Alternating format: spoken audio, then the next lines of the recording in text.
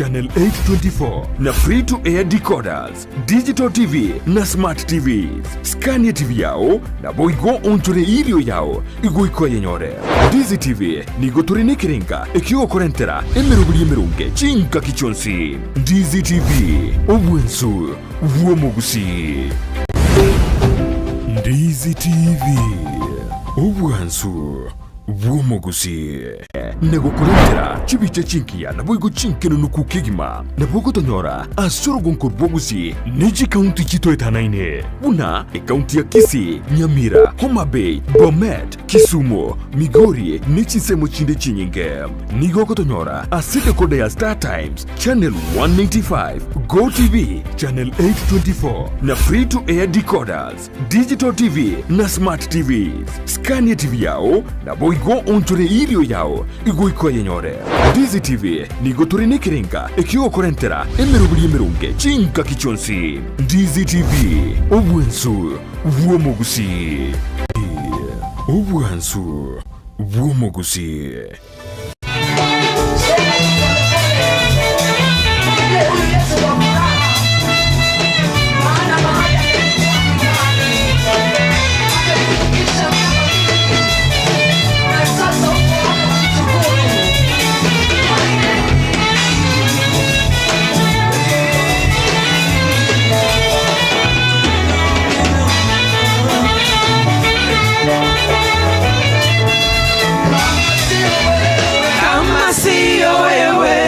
Ningekuwa wapi mimi?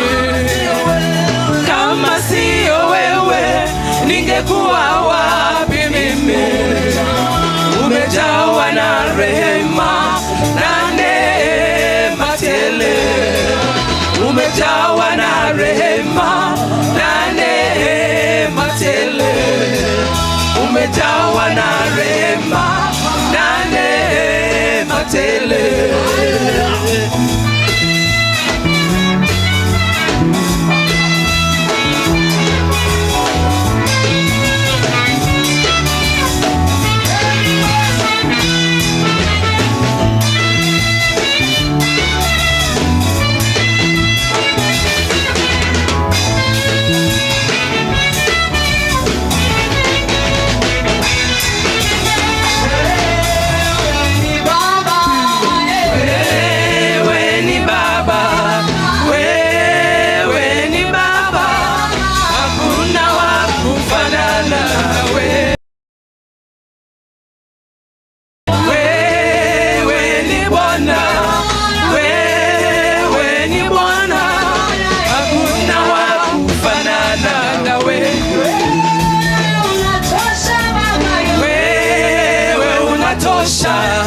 Wewe unatosha, hakuna wa kufanana na wewe.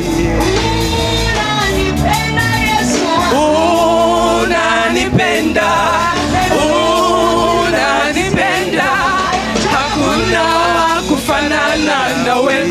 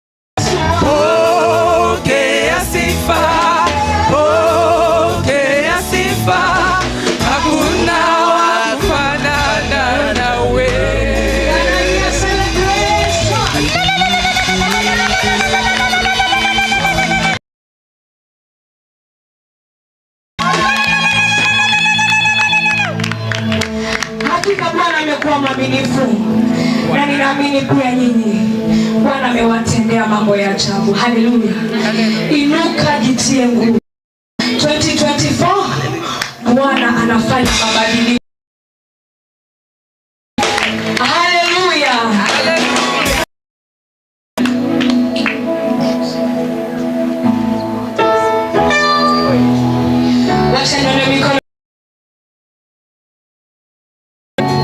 Amen. The Lord has been so faithful. And He is faithful forever. This is our national anthem for gospel and mercy. Tangia Januari hadi leo. Bwana ametupa kibali. Na tunatawala 2024. Let me see your hands and your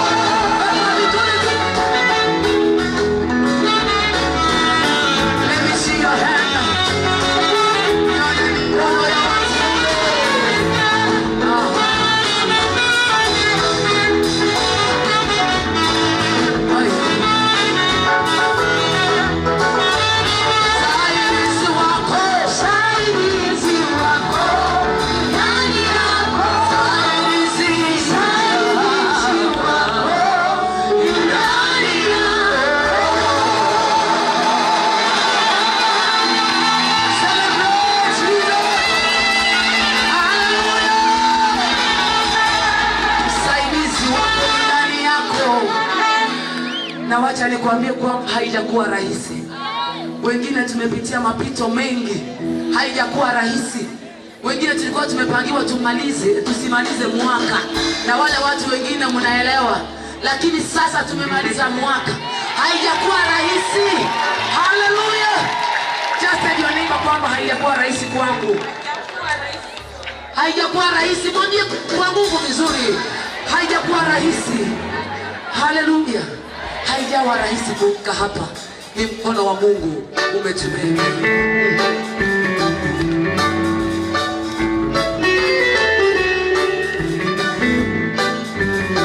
Hallelujah.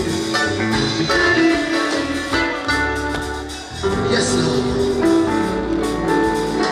Ni mkono wa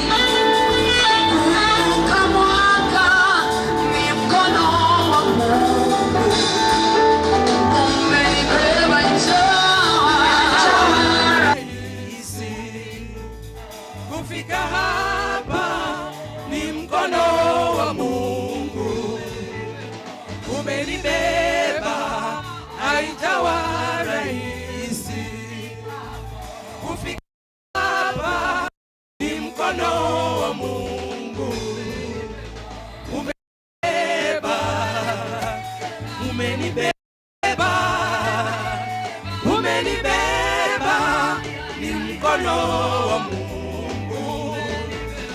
Umenibeba, umenibeba, umetubeba, ni mkono wa Mungu. Umetubeba, umetubeba, umetubeba, ni mkono wa Mungu. Umetubeba.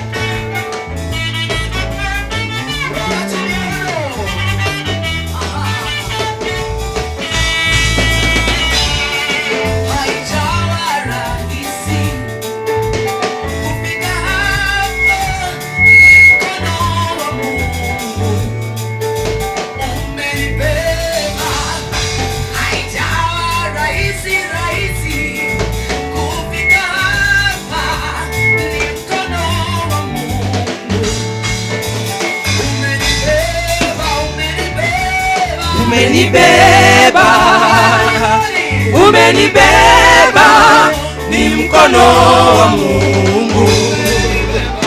Umenibeba. Let me see your hand.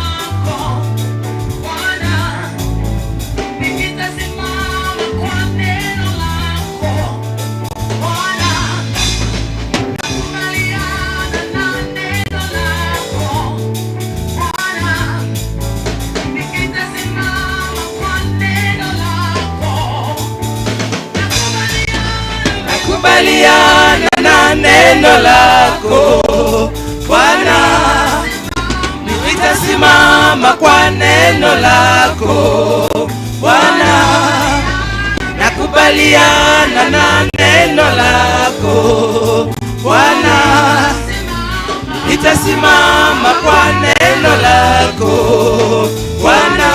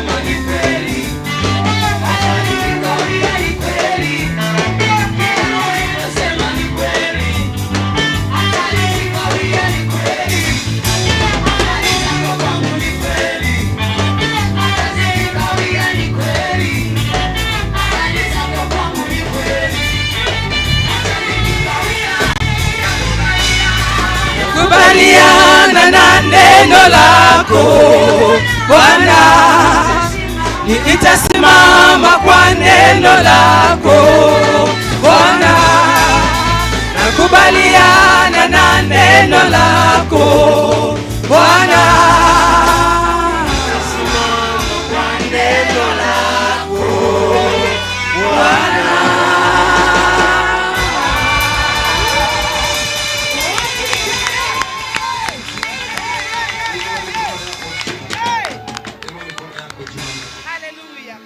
Inua mikono yako juu namna hii. Baba, katika jina la Yesu Kristo, umekuwa Mungu mwema. Tunakubaliana na neno lako. Kwa kweli uzima huu umetokana kwako Bwana. Umegharimika sana kwa sababu hiyo tunashukuru tu. Pokea sifa zetu kutoka mioyo yetu. Tumeshukuru. Tunanyenyekea uinuliwe. Pokea sifa tena mara nyingine. Pokea tena sifa. Pokea tena sifa. Pokea tena sifa katika jina la Yesu Kristo. Mfalme, kwa wakati ule ambao unaofuata, nakubaliana na mtumishi aliyeomba wa kwanza kwamba Bwana utuonekanie leo. Tunakuhitaji tena mara nyingine. Tushibe leo, ujaze kila pengo katika mioyo yetu. Tutosheke, maana kwako kuna kutosheka. Tupe neno lako la uhai tena. Tusherekee kwa furaha, na hii furaha iandamane nasi hata kwa manyumba zetu, hata kwa majirani wetu. Tukasambaze hii furaha, hii neema isambae, sio Kisii peke yake, lakini Kenya nzima na ulimwengu wote. Sifa hii, neema hii, Yehova isambae na upewe sifa kwa jina la Yesu. Tunaomba hata kushukuru. Pigia Yesu makofi mazuri, mazuri, mazuri, mazuri.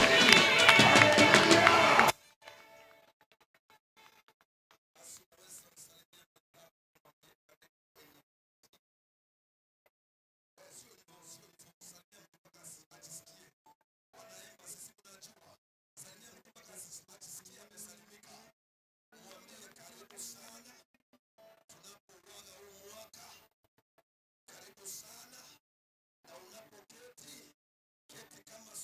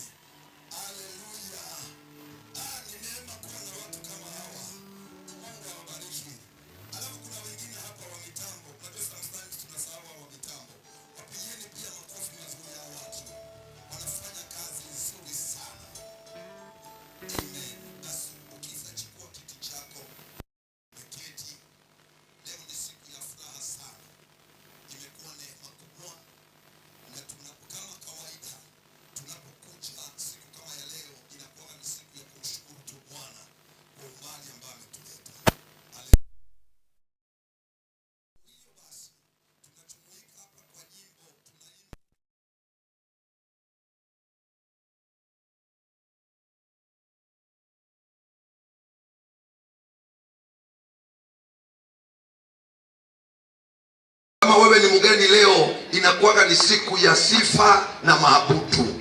Mwambie mwenzako labda ni mgeni, mwambie hii siku inakuwa ya kusifu na kuabudu. Umemwambia ameelewa eh? Mwambie na tuko hapa na hatuna haraka. Alafu mwambie our principal, tunahakikisha lazima umebarikiwa. Atohocha na ndoe ndio mnakuwa ngeki yake rokio.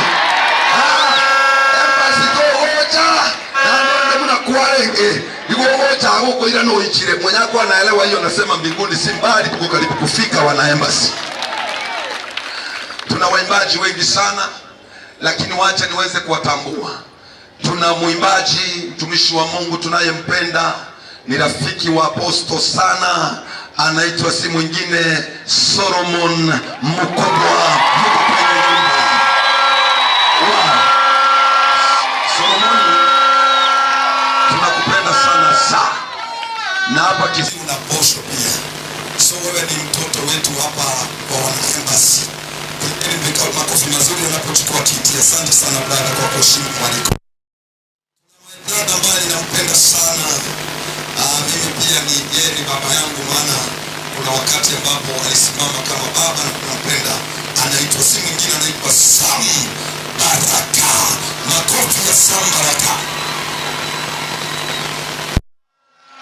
Tuna mwimbaji mwingine ambaye ni kijana wangu, ni mwimbaji, ni producer, ni editor, anafanya kazi mingi, anaitwa Dennis Onyamo. Wapi makofi ya Dennis Onyamo yuko kwa nyumba. Nina mwimbaji mtumishi wa Mungu, dada tunayempenda. Kuna wakati alitutia moyo sana huyo dada, Mungu amemweka, na ninafurahi ninapomuona. Si mwingine ni dada wetu Mary Eke. Ngai bwana chingo micherechi ya Mary Eke. Thank you. Alafu kuna waimbaji wengine wakikuja kuna dada wetu ambaye tunampenda, ni mtoto wetu, ni mtoto wa hii nyumba, anaitwa Penzira. Wapi makofi ya Penzira. Kuna mtoto wa nyumba hii pia, si mwingine ni mtoto wa wana embassy, mtoto ambaye amelelewa hapa, mtoto tunayempenda, amekonda kama mimi, ni mweupe kuniliko, anaitwa Amsala. Makofi ya Amsala. Wow, I like this guy. Nampenda sana huyu mtu. Anaweza imba sauti ukafikiria ni dada ameshuka mbinguni, lakini ni mwanaume kama mimi. Mpige makofi. I like this guy. Thank you. Tuna waimbaji wengine kama vile Lavi, tuna waimbaji wengine kama vile, kuna mtoto pale anaitwa Enjo Kabiliela. Tukipata nafasi nitamwombea nafasi, kale kama mtoto kanaimba vizuri sana, mpigie makofi. Kuna waimbaji pia watarajiwa ambao wako njiani wanakuja, wamefika.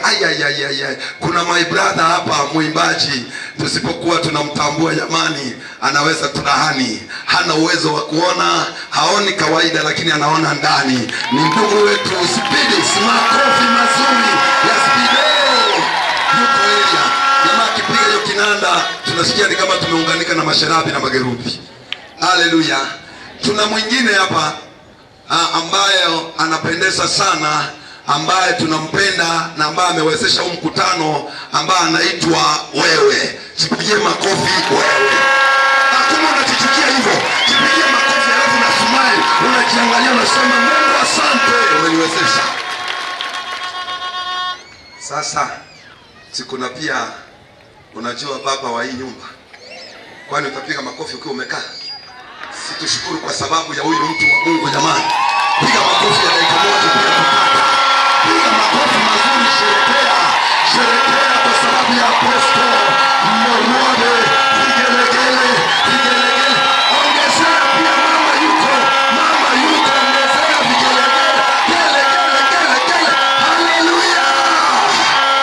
Basi unaweza keti tuweze kupata mambo ambayo yanafuata katika jina la Yesu. Wala ambao nitawatambua baadaye. Pia nimemuona Madam Wafande wakati sikuwa nimeokoka, wanaba antonta atagete boikaange lakini leo hii sisi ni marafiki. Madam Afande, mpigie Afande makofi, yuko hapa anasema security. Tukondio na ngore uniform nanya gotachosi.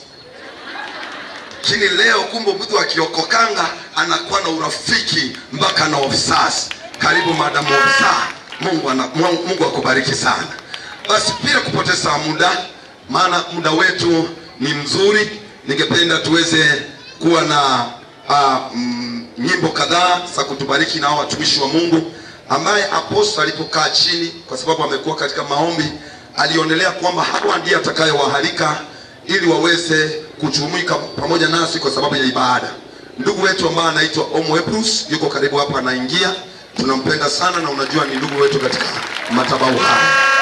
Basi nitashikilia tukisaidiana na ndugu yangu Sam Baraka, lakini wale watu ambaye mtumishi wa Mungu alikuwa ameonelea kwamba tuwe pamoja na wao, washafika wengine na wengine wako njiani. Nikiangalia Penzira yuko, nikiangalia huyu anaitwa Jocelyn Nyansarora, pole sikuwa nimemkumbuka huyu dada. Mpigieni makofi. Jocelyn yuko hapa katika jina la Baba. Bila kupoteza muda, wacha tuanze na yeye ili atufungulie uwanja, maana yuko ni mtoto wetu hapa. Wacha tuanze. Sawa baba? Okay, thank you. Asante. Kuna vile unajua mimi nikiangalia kama macho dadi na muonaga vile anajaribu kuniambia kuna muda ule wa ibada mzuri, yani ule baada ya kuabudu, basi nitamkaribisha huyu. Nikubalie sasa hivi niweze kumkaribisha hawa wapendwa. Kumbuka kwamba tuna Isabela, tuna Dennis Onyamo, tuna Poni Msara, tuna Mary Kerubo, tuna Jocelyn Nyansarora, tuna Penzira, tuna Clement Obiri. Inawezekana sijamuona, labda ako kwenye uwanja. Pole brother. Pole, sikuwa nimekuona. Jamani, hebu mpigieni makofi Obiri jamani. Pigieni makofi, sikuwa hata nimekuona saa. Welcome. Unajua watu wametutuza kwenye muziki, walianza kitambo na hawa watu wamekuwa wakitutia moyo sana. Welcome saa, kwa heshima hiyo, sikia huko nyumbani. Kuna mwingine hapa anaitwa Sami Tabot, kijana yangu huyu, naamini yuko njiani, kama hajafika yuko njiani. Nikubalie basi nianze na huyu brother ambaye anaitwa Spidix. Tuanze na Spido. Wapi makofi ya Spidix? Spidix, mshike mkono tu, mlete pole. Ninajua kwamba ana wimbo mzuri wa kuweza kutubariki. Alafu baadaye Spidix anapokuwa anatubariki, mbio pale nitakuletea waimbaji wengine wawili watatu, na Bwana atakubariki sana katika jina la Yesu Kristo. Mpigie makofi mpaka afike hapa ndugu yetu Spido. Mlete msaidie vile ambavyo anavyokuja, msaidie tu anapokuja ndugu huyo. Asante, msaidie stairs hizo. Huyu jamaa amefanya kazi mzuri katika Kisii yetu. Jamaa mcheza vyombo mzuri, mwimbaji. Karibu sana brother. Wapi ile microphone yetu? Spido. Utaimba live? Okay. Vile utafanya tutafurahi tu. Amen. Bwana asifiwe. Kuna kitu moja ambacho mimi ushangaa. Ikiwa uko na mdomo, mkono, miguu, mikono, alafu nikwambie Bwana asifiwe, ujibu ni kama bado 2023 haijaisha, sielewi. Bwana Yesu asifiwe. Makofi mazuri kwa Yesu. Makofi mazuri kwa Yesu. Amen. Nashukuru Mungu sana kuwa mahali hapa, na nashukuru pia kwa kupata nafasi ya kwanza kuhudumu. Na kwa sababu nimepata nafasi ya kwanza kuhudumu, wale wacheza vyombo kama mko hapa, naomba muwe karibu. Alafu kama praise team pia mnaweza kuja mnisaidie, nitafurahi zaidi. Mungu awabariki sana. Nashukuru Mungu kwa kupata nafasi. Kama haujanijua kabla, mimi naitwa Spidix, na nashukuru sana. Mimi ni mtoto wa familia hii, na nafurahi sana wakati wote ninapopata nafasi ya kuhudumu chini ya madhabahu haya. Yaani kila siku ambapo baba anipigie simu ananiambia Spidix, nataka uje huwa nafurahi kwa sababu mimi huwa siitwi kama mgeni. Unajua, mimi naitwa nyumbani, na nikiitwa nyumbani ninakuja kama nyumbani. Wakati unaenda nyumbani, unajua huendi ukiwa na uoga, ni kama mtu amekosea. Unaenda kama uko na ujasiri, kwa sababu unajua kwa huo ujasiri kuna neema. Kwa huo ujasiri ukienda unapokelewa kama mwana wa nyumba. Amen. Wangapi wako tayari kwa 2024? Msikize. Wangapi wako tayari kwa 2024? Unajua Nadia ametoka kusema hapa asubuhi tumeshavuka. Ambia mwenzako tumeshavuka. Kitu tunangojea tu ni udhibitisho ile ya saa 6 usiku, alafu tuseme happy new year. Lakini kwa sasa nataka tuimbe huu wimbo pamoja. Kama unaweza kusimama, simama tu tuimbe huu wimbo pamoja. Alafu Mungu akubariki zaidi. Amenifanyia amani, amenifanyia amani, kaondoa huzuni yangu, kanifanyia amani.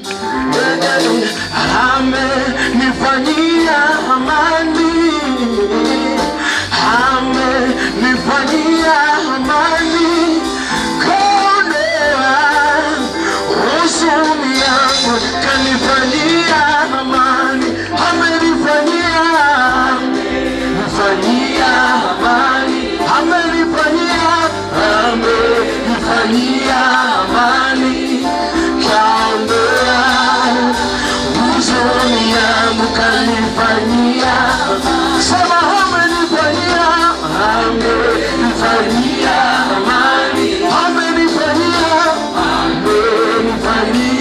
amani, kaondoa huzuni yangu, kanifanyia.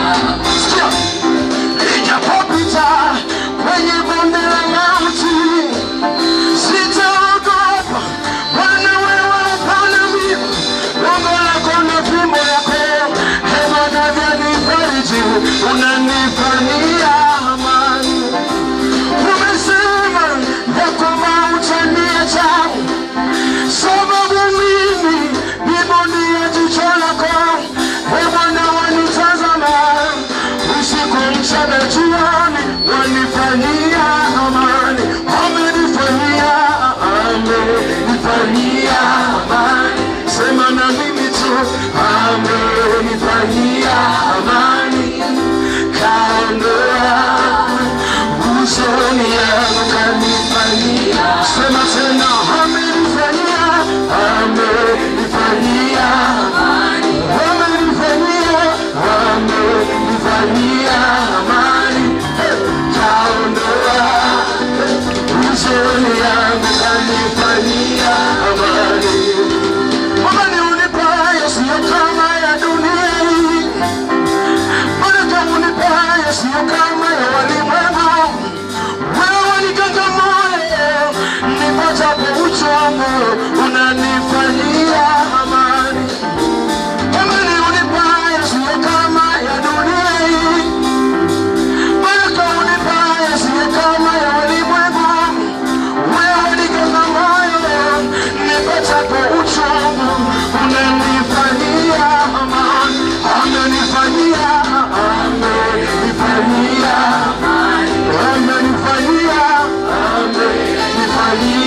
amani, kaondoa huzuni yangu, kanifanyia. Wapi makofi ya Yesu tena? Acheni.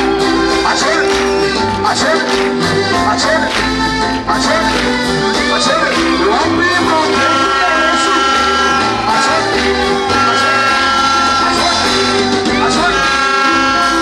Anatengeneza ushuhuda wako.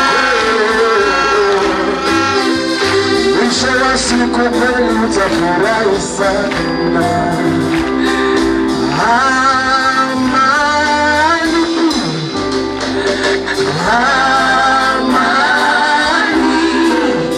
kaondoa huzuni yangu, kanifanyia amani.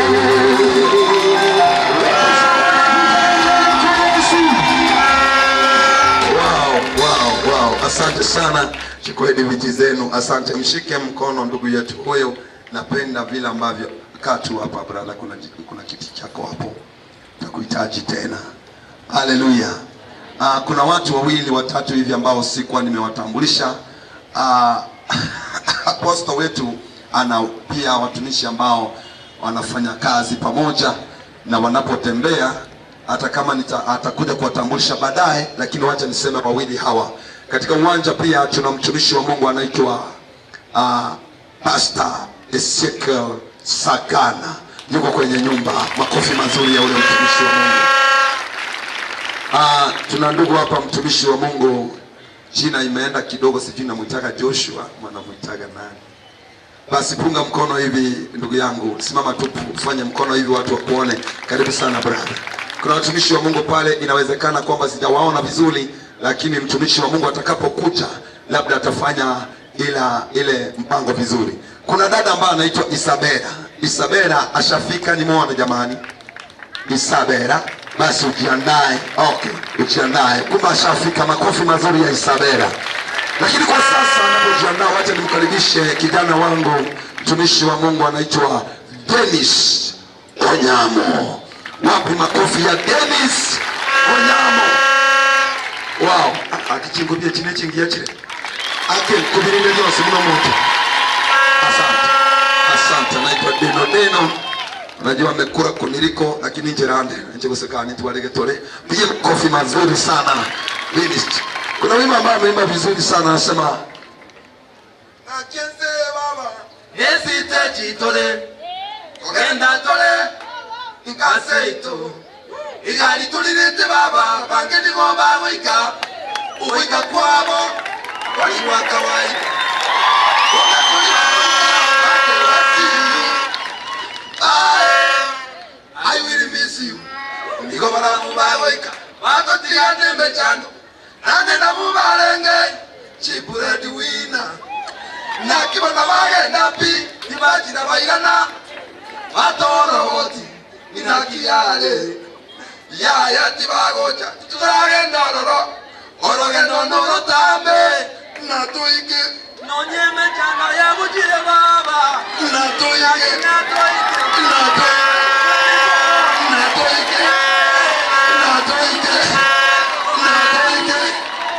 Bwana asifiwe. Bwana asifiwe. Najua kwamba ni wengi waliozamani kwamba watafika siku ya leo, hawakufika. Wewe mpakisha masaa ufuke. Bwana asifiwe. Bwana asifiwe. Haya, kwa majina naitwa Dennis Onyamo. Vile ambavyo mlisikia nafanya mengi mambo, lakini pia Mungu ameniwezesha kuwa na wimbo wa kuweza kuimba siku ya leo. Namshukuru baba wangu pale Pastor Murabe kwa kuweza kunipa madhabahu haya ili niweze kuhudumu siku ya leo. Jinsi ambavyo Tisa amesema, mimi mtoto wake nilikuwa nafuata toka nyuma, akanishika mkono na sasa hapa ndipo nilipo. Naomba kwamba tukivuka mwaka kama jinsi ambavyo tumevuka, Mungu atupatie na watu wale ambao watatuwezesha kufika mbali katika jina la Yesu. Nataka nikuletee wimbo ambao unasema kwamba moyo huu usimwamini sana. Rafiki ambaye mnaye usimwaminie sana, kwa sababu wakati wowote anaweza kukugeuka. Lakini nimekuja kugundua kwamba maisha haya, jinsi ambavyo tunavyoishi katika dunia hii, yule ambaye tunaweza muaminia wa kweli, rafiki wa kweli, ataweza kutupeleka mbali ni Yesu Kristo. Haleluya. Amayo yomo chanja toko manya ningioko wangereze. Spirit nakuona. Asante sana brother.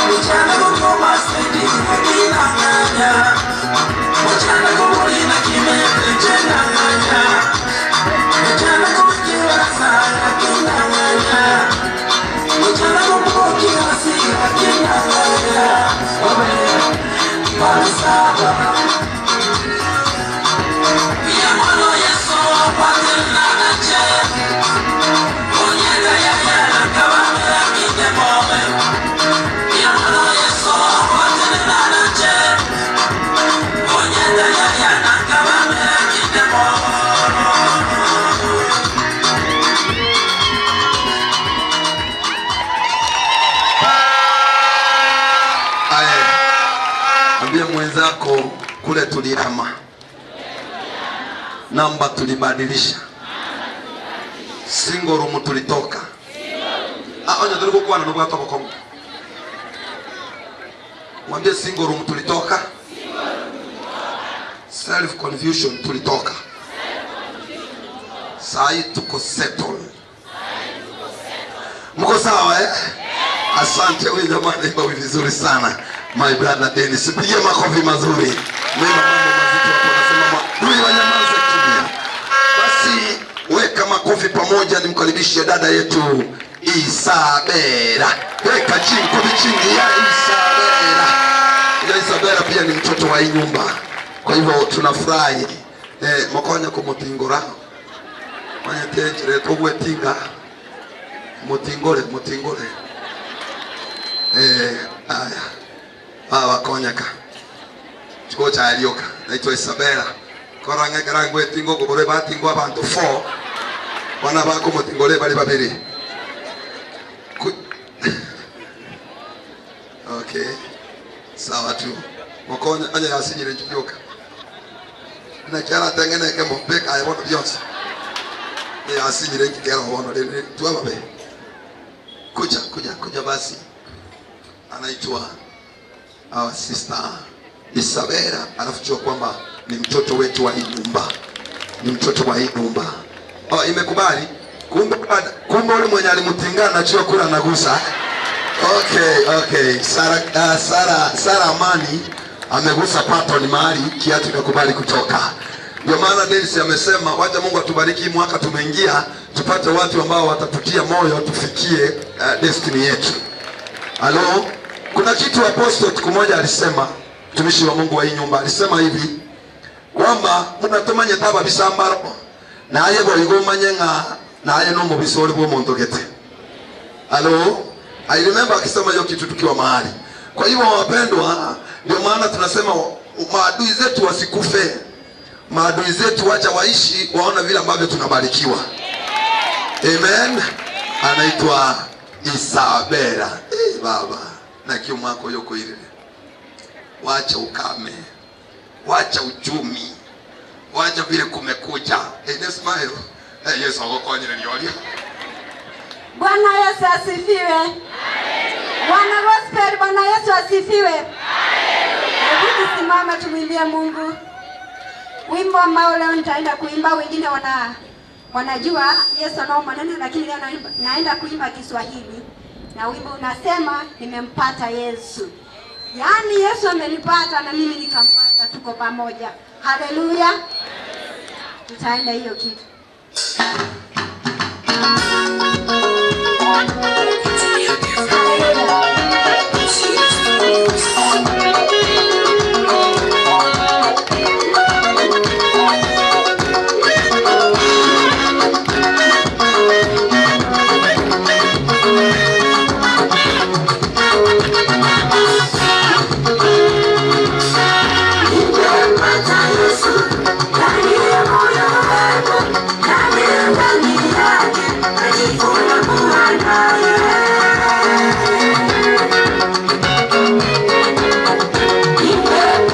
Yes,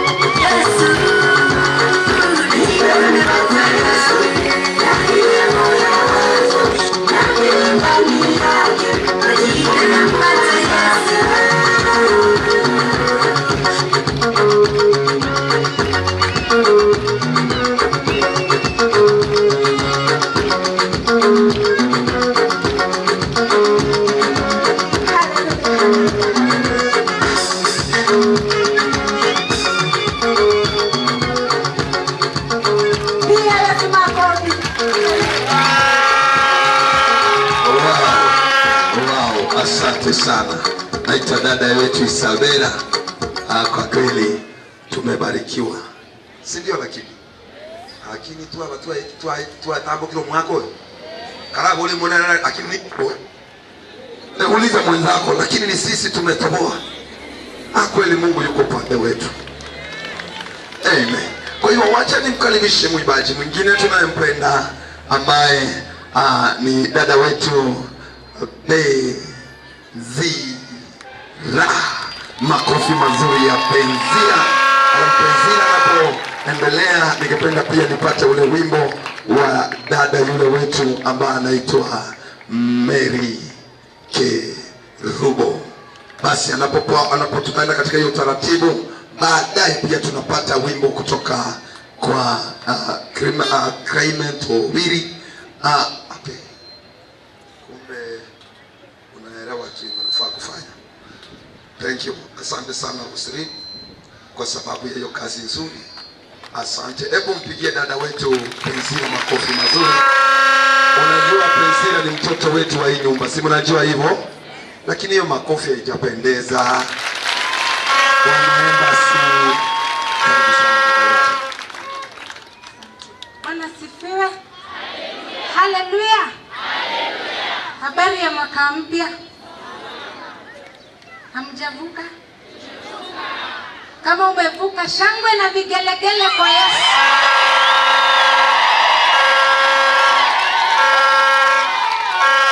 Amen.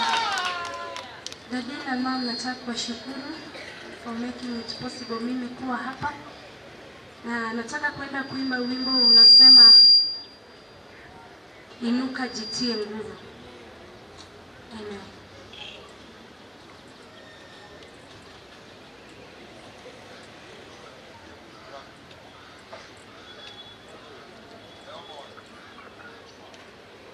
Moyo wangu inuka.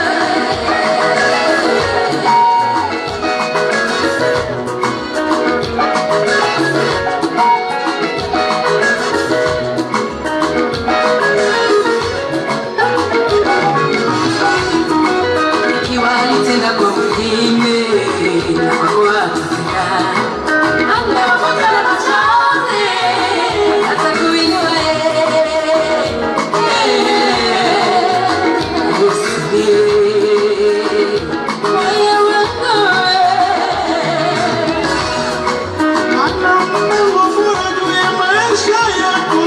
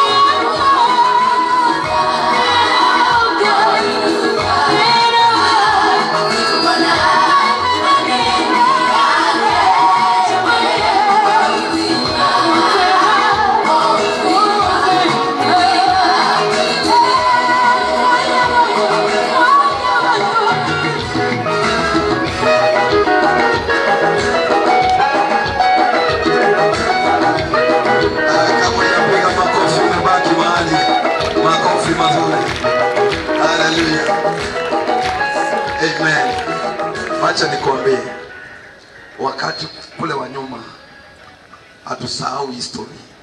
Tunajua kule tumetoka, tunajua kule tumefika, tunajua kule tunakoenda. Bwana Yesu asifiwe. Wanaemba sisi, mnajua kule tumetoka, si mnajua tulianza wapi, si mnajua ule mulima tumepanda, si mnajua kule tumefika, si mnaona kule tunaenda. Ambia mwenzako, mwambie tumetoka mbali na ukuta umeanguka. Sasa tuko tu tayari tuchukue maziwa na asali. Bwana Solomon, bwana huyu mtumishi wa Mungu naye muona hapo, kwa wale watu ambao wajui, huyu mtumishi kutoka mbali alianza hapa ndani hapa. Wengine wakasema tabu atimaroro, wengine wakasema oibona lia Felipi, wengine wakasema ochi kutika mangana yobo lecturer ona lia motongia opo naone kingo igole Solomoni. Wengine wakasema vitu mingi, lakini kumbe kuitwa Mungu akisa sema ndio, wanadamu wanaweza doubt, but you cannot doubt the Son. Bwana Yesu asifiwe. Kumbuka siku moja mtumishi huyu wa Mungu akaniambia, Otiso uko wapi? Kakuja akaniambia kazi imeanza hapa, lakini hatuna mitambo. Mitambo iko wapi? Iko Nakuru. Hatuna gari kubwa. Nikamwambia hata kama hatuna gari kubwa, ile yenye tuko nayo tutajaribu.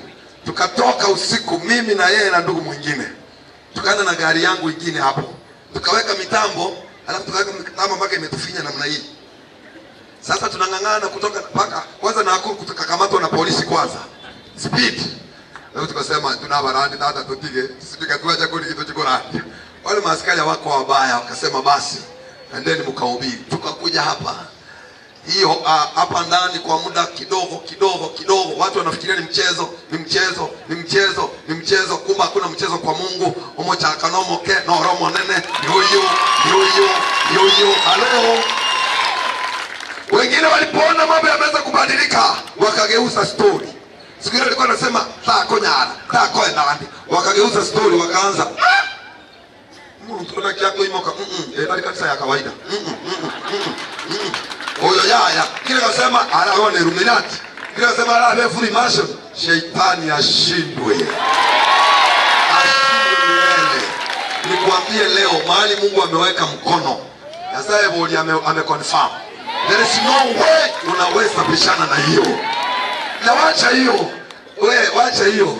Emiake tane gocha. CGC itakuwa Kenya mzima.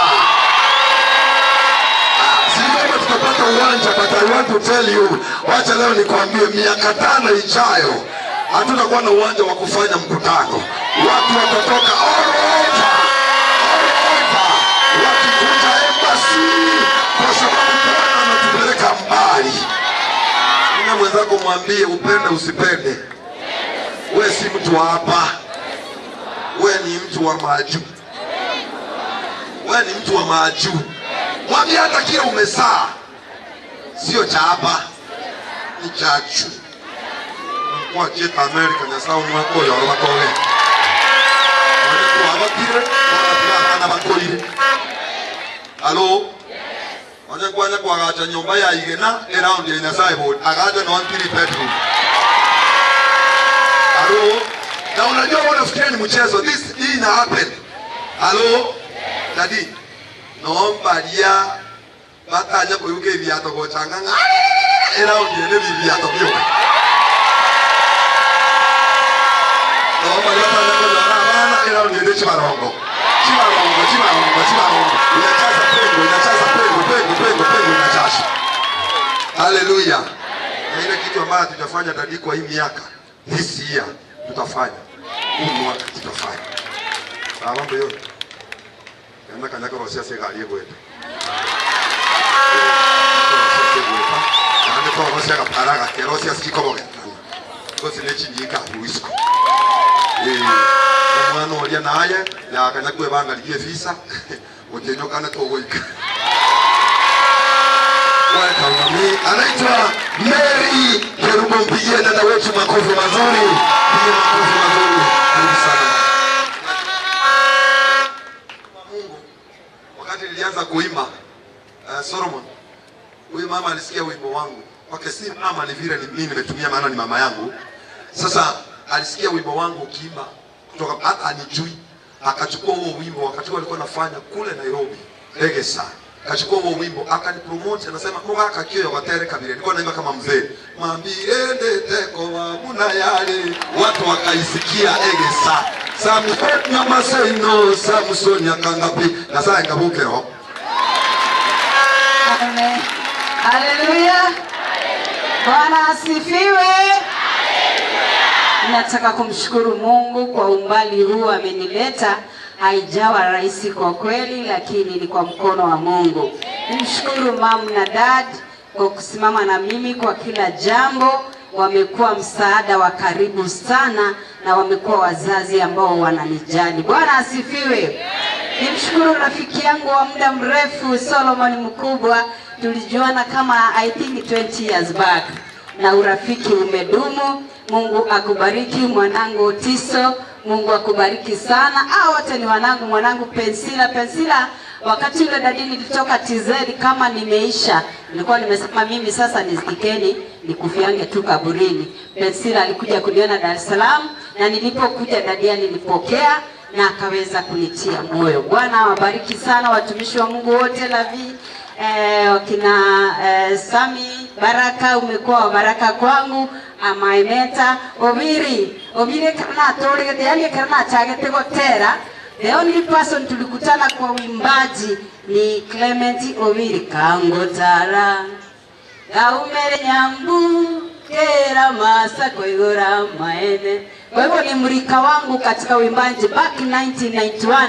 Nalitoa umera nete ase ulimwengu wa muziki. Mungu awabariki, ninawapenda wana Gospel Embassy. Tumuombe na mami kila wakati. Haijawa rahisi, lakini Mungu vile Douglas amesema 2 years, mimi nimepunguza, imekuwa 2 years. 2 years to come. I'm telling you, tutakuwa na mahali pa kuweka watu. 2 years. Kuna mahali tutaweka watu. Bwana asifiwe. Mungu awabariki. Naitwa Pastor Mary. Mimi ni mtoto wa Gospel Embassy, ni wa dad na ma, na ninafanya Getembe TV na Getembe Radio. Huwa naleta program inaitwa Sisi ni wa Jumapili. Kwa hivyo kesho tutakuwa pamoja na nyinyi tukivuka mwaka, alafu jioni tutamalizia kesha kubwa hapa nyumbani kwetu Gospel Embassy. God bless you. Nataka kuimba wimbo ambayo tulisaidiana na dadangu Pensila pale mjini Dar es Salaam. Nasema kale na kale omonene na nchire ayebweka nayo ngotolia. Amen. Nipatie huo wimbo. Thank you, Jesus. Come on,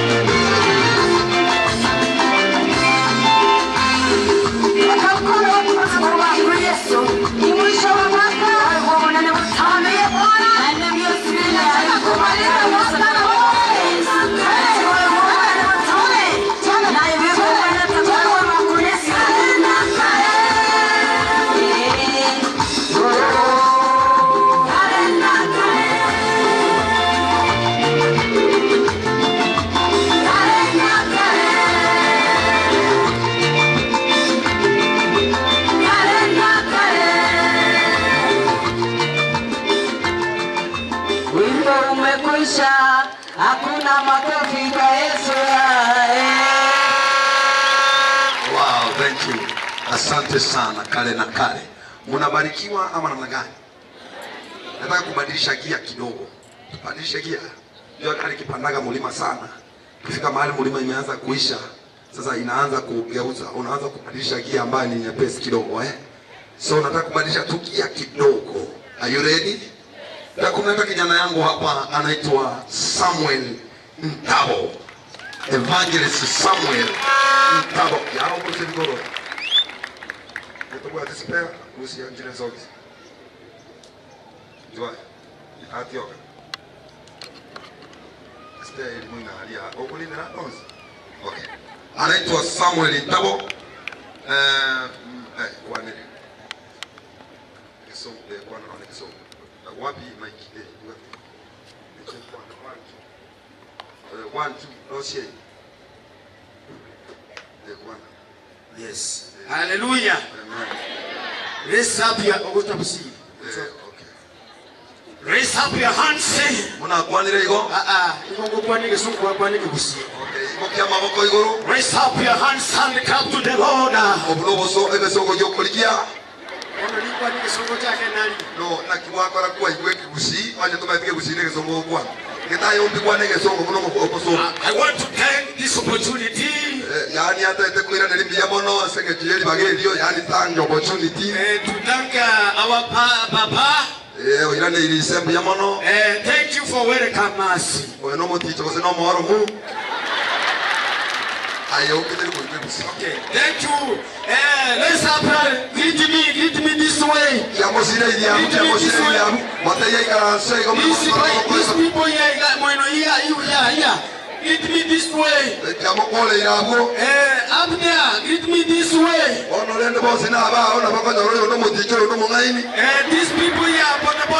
These people here, greet me this way. Amen. Thank you. Mbona igatika kwa ndiye pikipiki?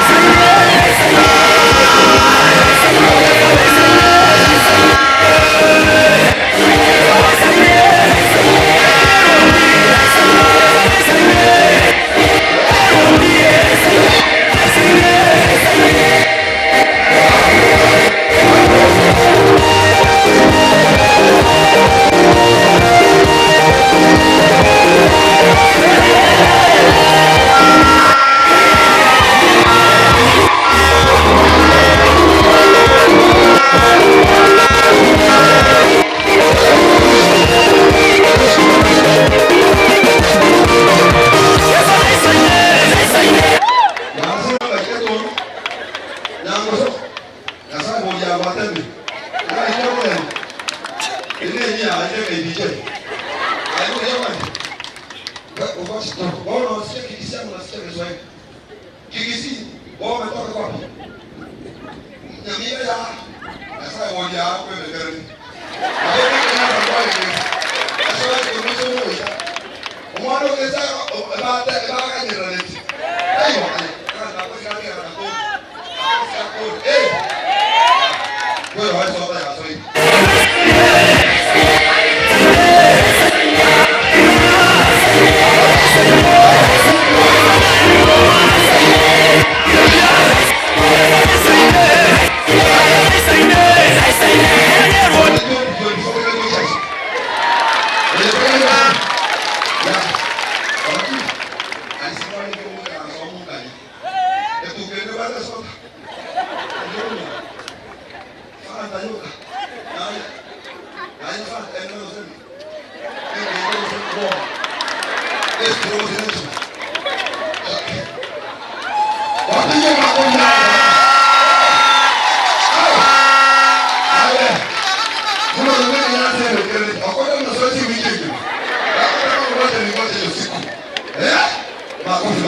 Nafurahi sana rafiki yangu mtumishi wa Mungu Bwana MC Omo Ibrania yuko kwenye nyumba. Wapi makofi mazuri? Maana amekuja kabla nimpe kipaza sauti hiki, maana yeye ndio MC wetu. Nilikuwa namshikilia tu nikubalie nilete aka mtoto. Wacha nilete aka mtoto. Kwa sababu pia nilikuwa nataka Omo Ibrania kusikize, na pia Bishop anajua kwamba anapenda talent. Huyu mtoto anaweza challenge watoto wengine hapa ili kwamba wajue kwamba talent ina talent place na talent na heshima.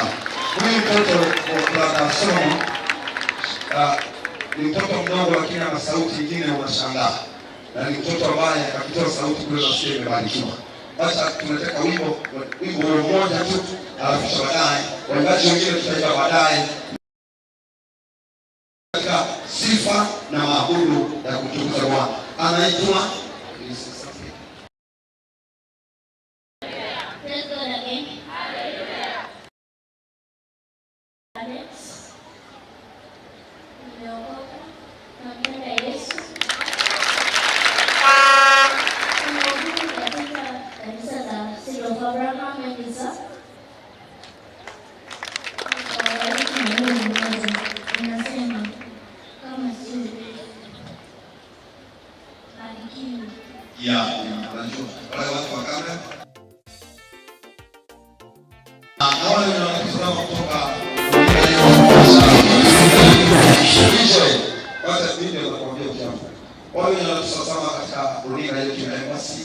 tuko hapa Kisii Primary hapa karibu na stadium. Tunawakaribisha sana, kuna furaha, kuna raha, na kama vile mnajua kila siku unapoangalia lazima ubarikiwe. Usichoke kaa hapo hapo, mazuri yanakuja. Wapigie wapendwa wetu makofi mazuri. Tunawakaribisha hapa Kisii. Kama wako karibu na kai. Mchunga oye nina mwanzo sisi ni karibu sana na Bwana akubariki. Member sipo hapa Kisii. Aiga hapo sisi tagi mwaya wanga sisi kutoka. Karibu sana sisi ni. Huyu mtoto wetu situmsikize. Okay, pigia makofi.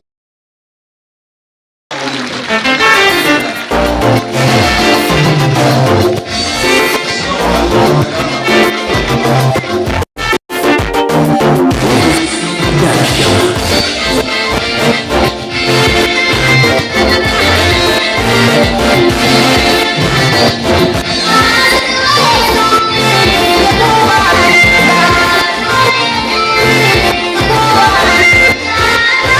you.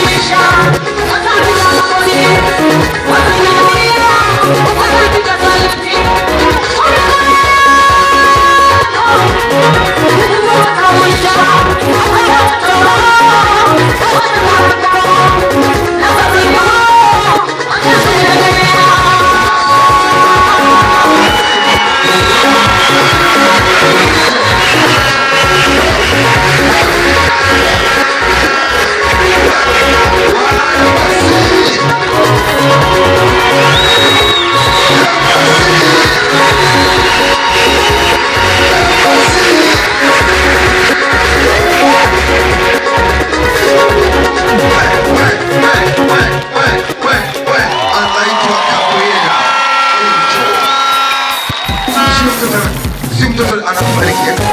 Wewe mtoto enda mbele kidogo kama mwenye anakaa kibali mweupe. Enda uko straight. Na roto kwa nyinyi kujitoa ikira. Endo yuka mtabi na ngonya. Walio kaya madai tukora ni raha. Wapi makofi mazuri. Wow. You know I like Mwebrania. Mwebrania amecheka waimbaji wengi sana. Huyu jamaa ametuchenga roho safi. Roho safi. Akiona talent anakuita free of charge, nakwambia kuja kwa radio. Anakuochi hapo na anasema nyimbo zako sicheze wiki moja mbili free. Pigie Mwebrania makofi mazuri. Haya. Basi kabla ya nafasi ya Mwebrania, maana naamini masaa yake kwa karibu kuanza, nikubalieni niweze kumkaribisha huyu ndugu. Ni ndugu, ni mzee, ni mtu ambaye ameheshimika kwa muda mrefu.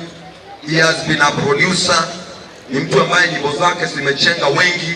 Ni mtu ambaye anamuogopa Mungu, amempenda Mungu, na kwa sababu yake kuna wengi ambao wakajiandaa na kukua kwa sababu yake. Si mwingine, anaitwa Clement Owiri. Wapi makofi ya Owiri? Na asante sana baba mtumishi wa Mungu kwa kukumbuka hawa wazee. Hawa watu wakikumbukwa, tuna feel kuendelea na kukua katika maisha ya kiroho. Karibu sana sana. Welcome sana.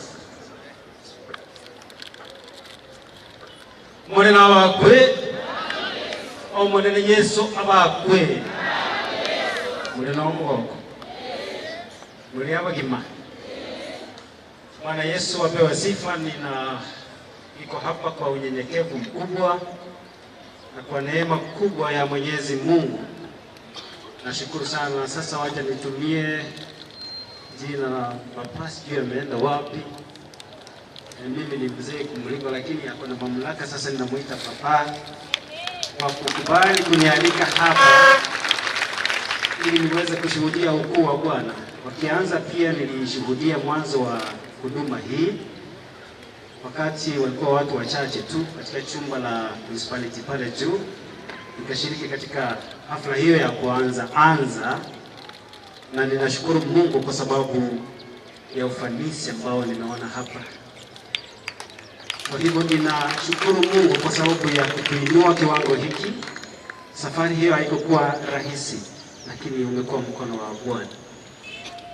Na kwa sababu hiyo pia ninashukuru Mungu kwa sababu ya kusimama katikati mbele yenu hapa na katika uwepo wake kulisifu jina lake. Najua muda mwingi tumepitia mambo magumu, lakini jina la Mungu libaki kuitwa, haibaki kuitwa Mungu. Na hata kama tumepitia mazito katika mwaka huu uliopita, kwa sababu tumevuka, Mungu wetu amezidi kubaki kuwa Mungu. Amen. Amen. Nilifundishwa kwamba ukikubali kusema amen, hivyo tumekubaliana kwamba yamekuwa hayo. Kwa hiyo tunataka kuimba wimbo mmoja, sio ule mmezoea, wimbo mmoja ambao umejificha hapo ndani.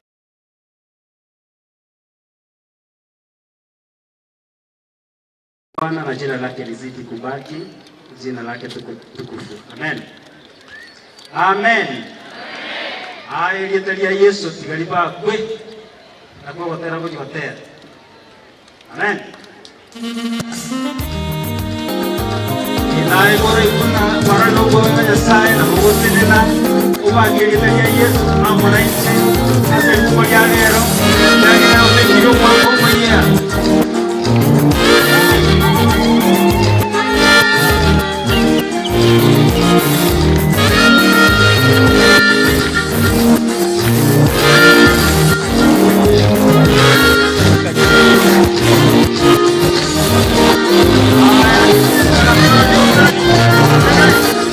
Yes,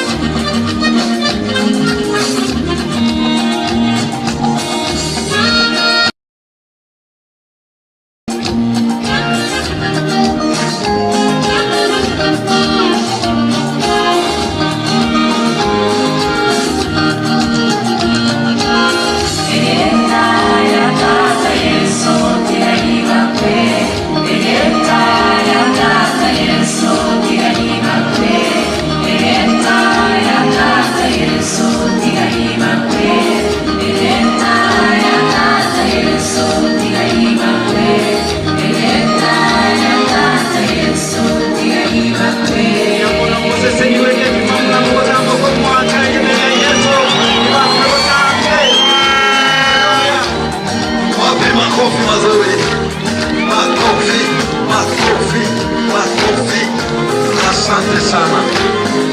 Na mimi kabla hajaondoka hapa, unajua ilikuwa awamu ya kwanza. Fundi wa mitambo. Fundi wa mitambo. Asante. Asante. Hii imekuwa awamu ya kwanza. Tako ni awamu ya kwanza.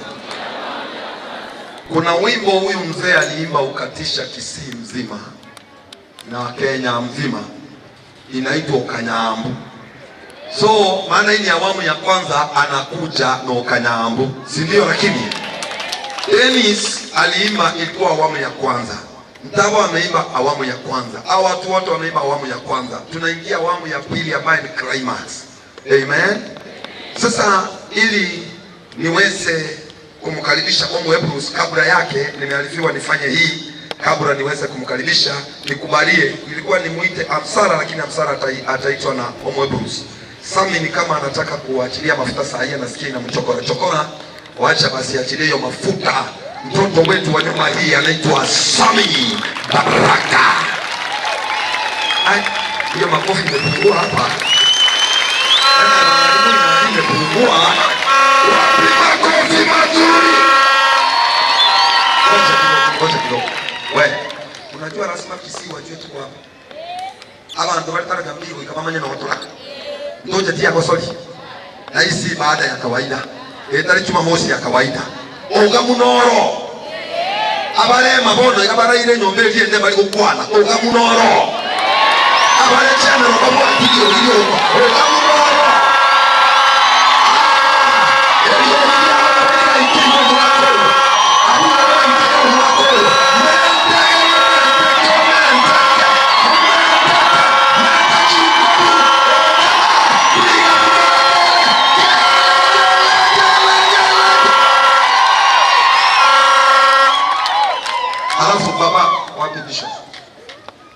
Baba, kwa hiyo miaka 5 tumesema katikati ya miaka 5 ebitondo bitatu tukora aboki. Yani getondo gikoboka getuli. Bamuna kakoli getinga gaje getondo kiyaboka. Kuna getondo kaga ona tumanya kwate kamuna tuwa. Haleluya. Akadina akosoro ile. Ikitiye getondo gikoboka toa naye bweka. Na kishwa bange tuachire kiti bito kwateleki. Toka tabanga angalia vile kinaboka. Kimera wote matugotako. Ebo kila tuwa. Ebo ile shauri yako. Haleluya. Mali kama tupewa nguvu mpaka yuko batura. Tutabatura wenye wamekufa. Halo. Na omete pima kaba vekile siki na changa gato ikukilia magoko igoro amuno ototagete ejere ilaga tabangete kuete kaina ototagete anaitwa Sami wa Baraka. This man mpenda, karibu makofi mazuri ya Sami Baraka. Bwana Yesu asifiwe. Bali batambukira maboko igoro batambukira mwaka tambure gateba. Haleluya, haleluya. Bali babwire birecha wale wameshinda magonjwa, maana kuna neema, kuna ushindi, kuna kuliwa. Wapikelele kwa Bwana Yesu. Haleluya. Ukiwa mwenzako msalimie, mtingize vizuri, mwambie tumevuka salama, tumebebwa na Yesu, tumesaidiwa na Yesu. Karamu yeye ndio tunapolisi mate kwa tambo kina. Mwambie congratulations. Umevuka salama. Amen. Waliovuka kelele kwa Yesu. Amen, amen. Ya kwanza namshukuru Mungu kwa Kasotiso. Mimi nilisimamia harusi yake kufikia wakati ambapo tulianza uimbaji. Makofi kwake mazuri. Asante. Na pia Clement Obiri ndiye alikuwa wa kwanza kabisa kurekodi album yangu ya kwanza. Amen. 208. Is it? Yes. Asante sana. Na wachungaji, waimbaji ambapo wako hapa, wana Gospel Embassy, congratulations. Hongera kwenyu wote. Amen. Naomba mara nyingine tena tunapompigia baba yetu makofi na mamu wetu, wapigie watumishi wa Mungu makofi mazuri.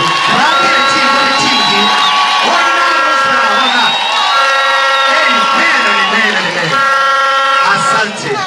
Mara nyingine singepata fursa kama hii kama si mtu mmoja aliyeitwa na akasikia sauti ya Mungu. Amen. Shukrani sana. Na Mungu pia amefika, nashukuru Mungu. Wacha tunaimbe wimbo moja alafu kisha baadaye kwa sababu ya muda wengine ambao pia waendelee. Nataka niimbe nasema umeinuliwa.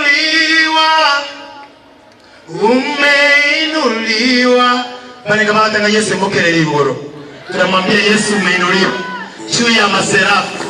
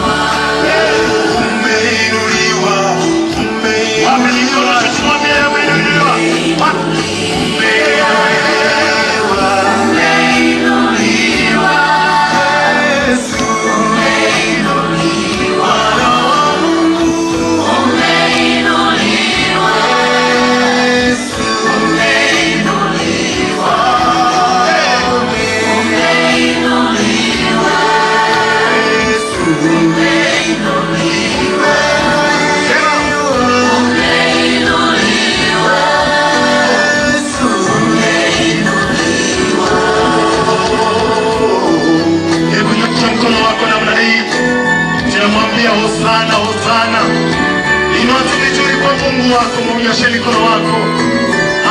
Sasa salama.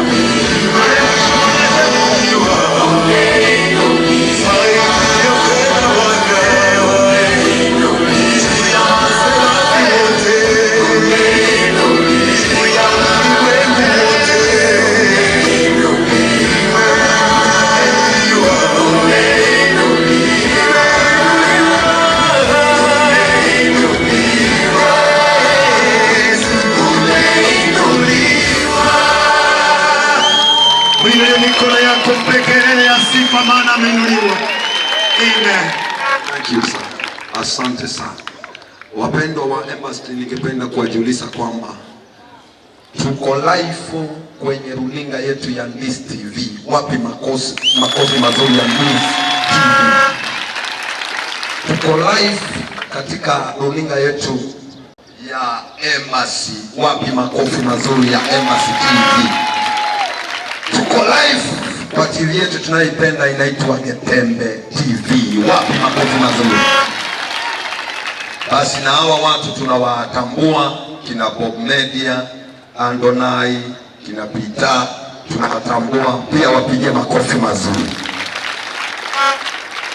Wacha niseme hivi, huyu mtumishi wa Mungu ambaye ninamuita, wakati mmoja nilikuwa naimba, si kwamba nilikuwa mzee, wakati huo nilikuwa kijana sana. Huwa nilikuwa napepa vyombo, naweka kwa mkokoteni, ninapeleka town, naenda kuweka mkutano crusade. Huyu jamaa angeruka nje ya shule, watorokea kwa dirisha, wakuje kuona kijana mwenye anaimba mnengo wancho tao. Kijana mwenye anaimba akicheza keyboard. Sasa mimi sikujua kwamba huyu mtu pia Mungu atakuja kumbariki kiwango ambapo amefika. Siku hizi yeye ni mtangazaji katika Royal Media, na pia ni MC ambao tunampenda, huwa tunapenda kumwalika, na pia ni mtoto wa nyumba ya Embassy. Sijui kwa nini umeketi chini na baba yenu yuko juu kwa miguu, I don't know, but nikubalie jamani niweze kumkaribisha huyu mtumishi wa Mungu. Anaitwa si mwingine Omo Ebrania. Makofi mazuri. Hilo ni jina ambalo linaitwa yeye, lakini majina yake na kwa mwenyewe enjoy ndio katika hukumi. Okay.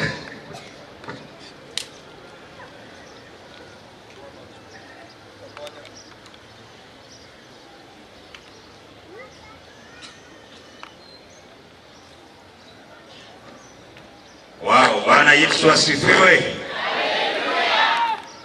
Huyu mkono juu hivi kwa Bwana Yesu asifiwe.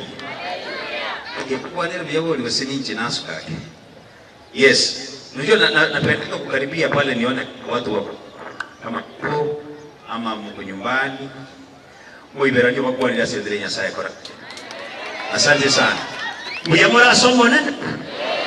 Happy New Year. Yes. Wacha nikaribu. Yes. 1 2. Asante sana. Nimeona masafa yake ni ya karibu.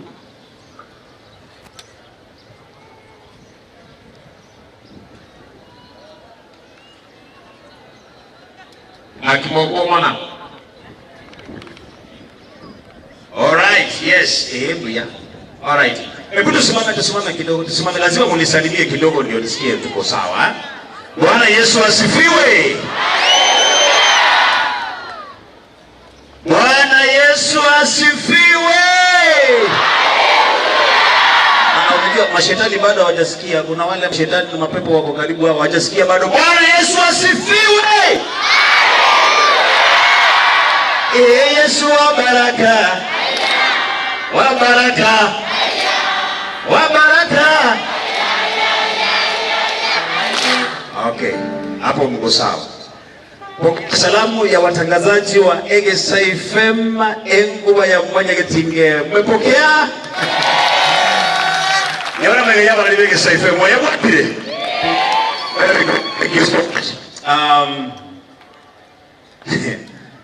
Pastor Muruabe, unajua wakati tulikuwa hapa last time, unajua mimi napendanga kwanza na mambo ya testing. Ni watu wanajua yale Mungu mambo anafanya. Last year ilikuwa 20. Hello? No, this year. We are talking about this year. Lakini tunafuka kwa imani sasa. Waje tufuke tuko 2024. Lakini last year ilikuwa 2020 what? 2020.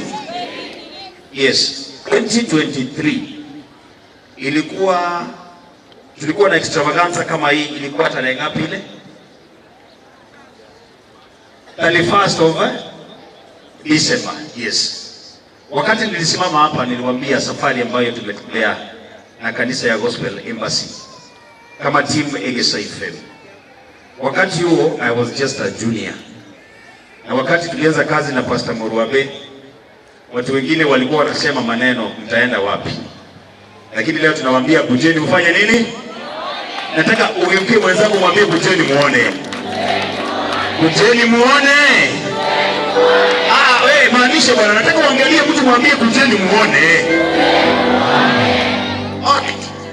Ikiwa kama wewe hauamini na wakati mwingine unaweza kuwa na taswishi katika maisha yako useme kwamba Mungu kweli anatenda. Na kama hauna imani unataka uangalie mimi huko Iberania. Wakati nilikuwa pale kwa tent, I was just a radio producer. Tukiwa hapa wakati Mungu alinena tena, Pastor akatubariki hapa, tukakuja hapa sisi wote akatunenea, Iberania nikarudi tena as the deputy of radio Egesa. 2023 wakati tulikuwa hapa I was just the deputy head of radio. Sasa narudi hapa 2024 as the head of radio Egesa. Sasa kama hujawahi amini kama Mungu anatenda maajabu, mimi nimeona Mungu akininua katika kanisa hili. Sasa wewe kama uamini, unajua kuna watu wanakuja tu kubahatisha. Like let me go and see kama inawezekana, kama haitawezekana ni sawa. Wacha nikwambie, Gospel Embassy yule Mungu ambaye tunamwabudu Mungu anatenda. Na kama hujaamini, sasa usiniangalie mimi. You see, I've been here with you. Si mmeniona kila wakati. You can see the way God is raising people. Lakini tunaenda viwango vingine. Tunaenda viwango vingine. Mimi kama nataka tunaenda viwango vingine. DJ kama hiyo song iko hapo. Kama hiyo song iko hapo itafute kabisa tunaenda viwango vingine. Yesu wa baraka. Upande huo lakini Mungu moyo. Bora soma nini? Waje nisikia. Yesu.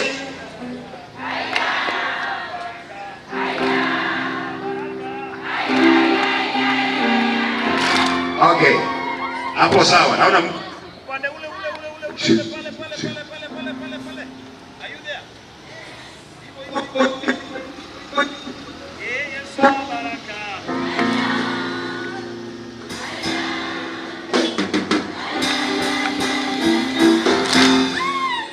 VIP. Yesu baraka.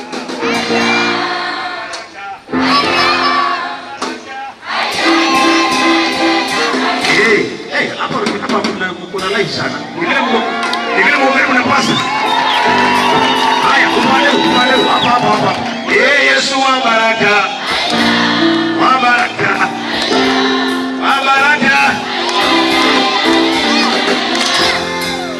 Nendo mashirage. Ewa kimoko ligapo.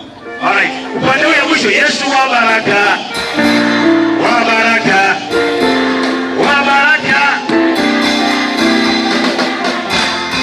Nani kabisa. Wewe DJ, unapata hiyo? Tunaenda viwango vingine. Iko sawa? Haya, nataka tusimame. Hii wimbo nataka tuimbe tu. Kabisa. Tunaenda viwango vingine. Alafu tutawaletea waimbaji wengine. DJ, twende tafadhali. Tusimame. Nataka uimbe wimbo kwa imani. 2024 tunaenda viwango vingine. Wanajisema yeye ni pastor. DJ kidogo. DJ sasa sijui pastor sasa kutoka hapo kiniombea sijui sasa kutoka head of lady tunaenda wapi sasa? Wewe unaweza sema lakini utakuja baadaye. Ni sawa tu. Naamini kwamba tunaenda viwango vingine. Lakini hata wewe kama unaamini 2024 tunaenda viwango vingine kwa imani, nataka tuseme Yesu ni Bwana. DJ. Tuimbe kwa imani wewe. Kabisa. Tunaenda viwango vingine kwa imani. Yes.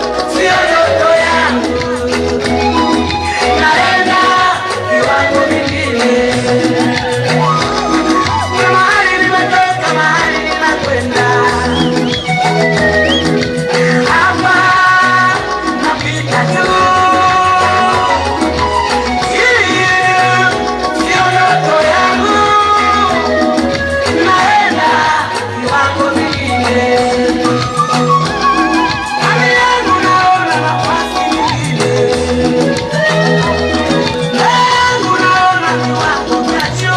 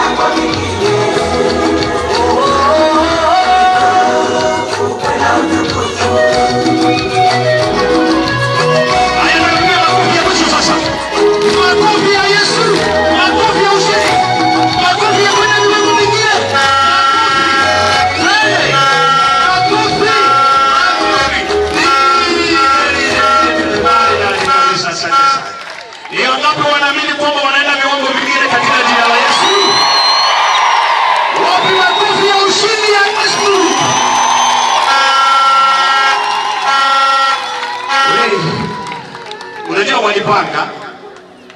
Kwa Biblia tunaambiwa kuna jamaa anaitwa Yosefu. Yosefu ambaye alikuwa, how do you call that? And he was courting Mary.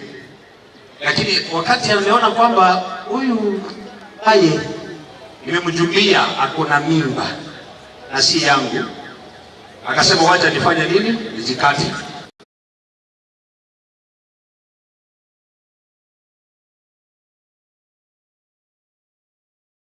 Atoroke aende. Lakini kitu hakuwa anajua ni kwamba huyu msichana alikuwa ya mtu ambaye si wa kawaida. Mtu ambaye alikuwa si wa kawaida. Mtu ambaye alikuwa analeta ushindi katika maisha ya mtu. Wacha nikwambie, kuna wakati mwingine watu watapanga wa kutoroke. Watu wakuepe waende. Kama wengine walikuwa wamepanga watoroke, lakini Mungu ni nani? Hawajui yule mtu ambaye ako ndani yako. Bwana asifiwe. Hawajui yule mtu ambaye ako wapi? Ndani yako. Na wacha tuwaambie hivi. Hii 2024 hata mkipanga aje, mpange mtu toroke, mpange mtu nyang'anye kazi zetu, mpange kazi zetu zitutoroke, shetani afanye nini? Yule mtoto ambaye tumebeba ndani yetu, yule mtoto ambaye uko ndani yetu, hata kuruhusu ufanye hivyo. He will not allow you to succeed. No, the Bible says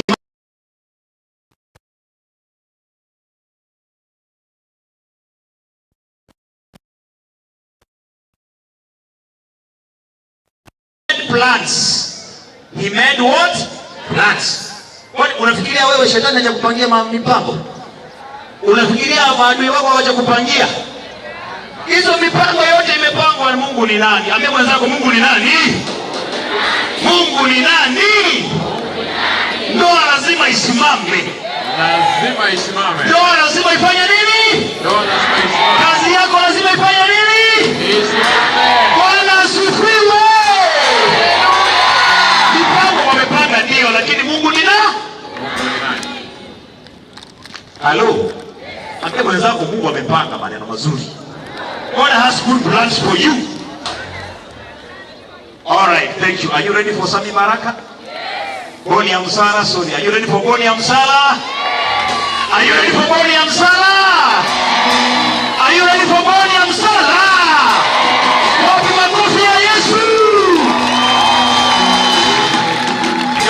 Huyu Boni Mungu amemuinua tukimwona hapa. Yes. Otiso, unajua mimi nilisaidiwa sana kwa sababu Otiso akiwaambia nilikuwa natoroka class nikienda kusikiza. Kitu alisahau kuwaambia ni ile kwamba kuna time kuku ilikuwa inapotea. Lakini Mungu akamuokoa kabla kuku zipotee mingi. Akiangalia watu vile Mungu anatoa watu mbali. Mungu anainua watu. Of God Douglas Otiso. And by the way, tunaye Solomon mkubwa.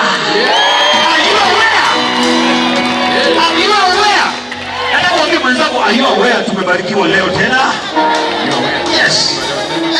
Tuko na wajibaji hapa wengi sana. Are you aware tuko na Jocelyn Nyansarora our daughter? Are you aware tuko na Mwae Mikali tuko nje brother yako? Are you aware? Are you aware lakini kama tuko I Clement Ndobiri. Good to see you here sir. Unajua wimbo wake aliimba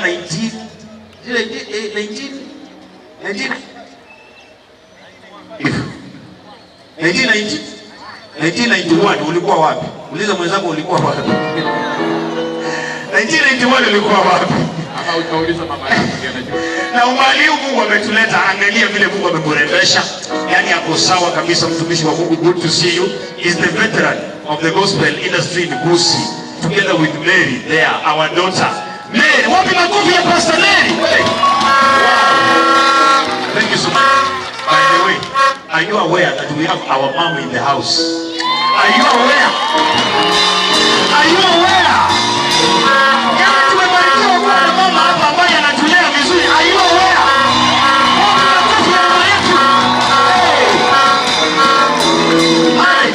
Are you aware tuko na and Jomo, our technician. Jamaa anafanya kazi nzuri sana.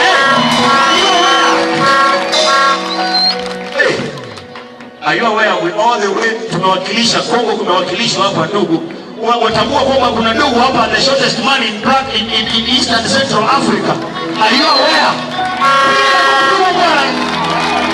Good job, sir. That's good. Kuna watu tumeona embassy tukikuwa kwa umoja. And we thank God. Are you aware to kuna spirits? Spirits in the house. Are you aware? Wapi makofi ya Mwenyezi Mungu?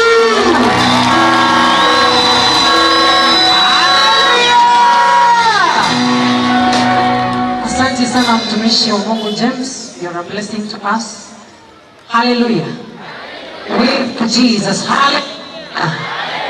Kama uko hai, wave to Jesus. Hallelujah. Ambia yule aliye karibu na wewe, Bwana amesema anakupenda bure.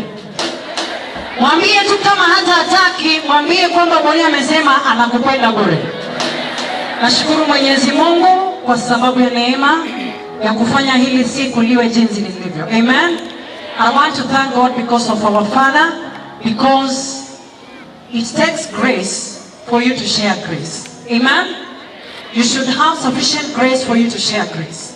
Ametupatia opportunity ya kusimama, na tukirudi nyuma kabisa, we could only hire a tent of 100. And sometimes the guests we could call would only be Bonnie, who is going to sing Sangalanga. But today we can see what God has done. Hallelujah. Mimi nawapenda, nikiwa kule tunakaa. Still I recognize this church as my church and my father as my spiritual dad. Amen. Nikiwa nikija, kuna mtu ambaye aliniuliza, Bonnie, there's a time you sang and I was healed. Amen. Kumbe muziki ni dawa. Amen. So leo huo wimbo ambao tunasema you might be called, umeitwa majina mengi, lakini kuna jina ambalo Mungu anakupea. Amen. Sasa ukiwa na uhai unaweza simama mahali ulipo, tuimbe wimbo ambao unasema nimelipata jina ambalo limeniheshimisha, limenipeleka viwango, limechange maisha yangu. Hallelujah.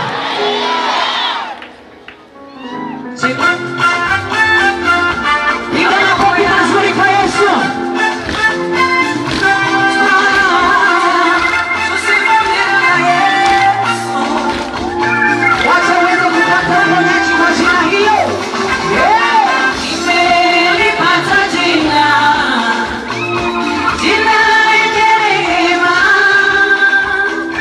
Amen.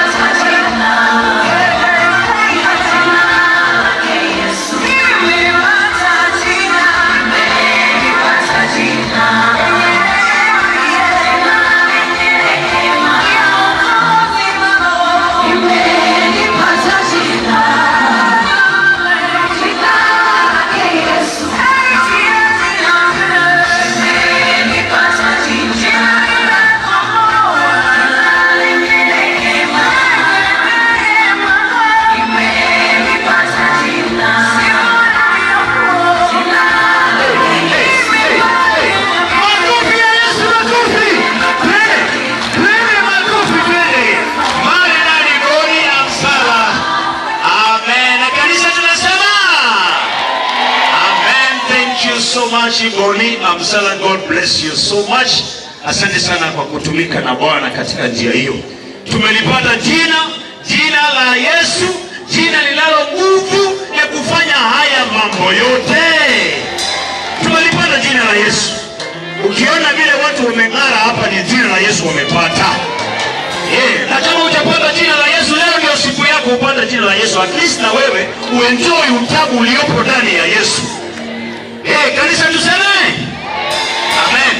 Kama wewe ni mgonjwa, pata jina la Yesu. Ukipata hiyo, kila kitu uko na. Ukipata jina la Yesu, kila kitu, mambo iko sawa. Mambo iko sawa. Mambo iko sawa.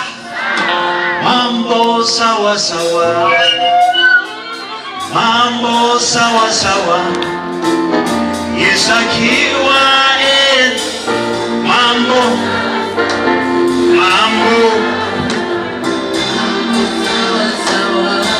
lakini ni nani yule aingie akili muulize ni wote mambo sawa sawa. Nasema kuja mambo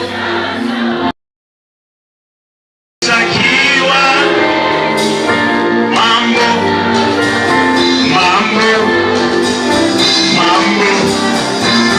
alright. Wagonjwa wapokea uponyaji kwa sababu Yesu yuko enzini. Watu wapata kazi zao kwa sababu Yesu yuko wapi? Yes. Biashara zinuliwa kwa sababu Yesu wako wapi? Bononga akio kutani borogi ayana masabo tayo kutani borogi. Tayo kutani borogi. Ayana masabo. Hey. Okay, are you ready for Jocelyn Yazarora? Are you ready for our daughter?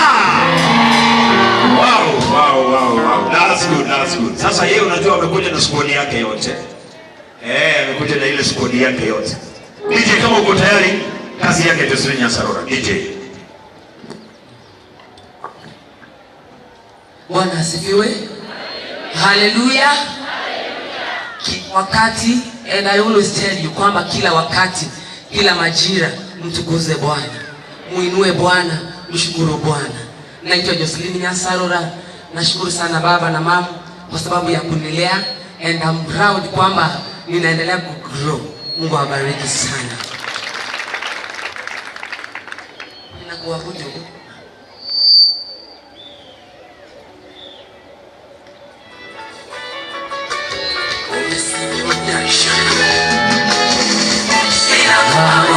Thank you, Jehovah.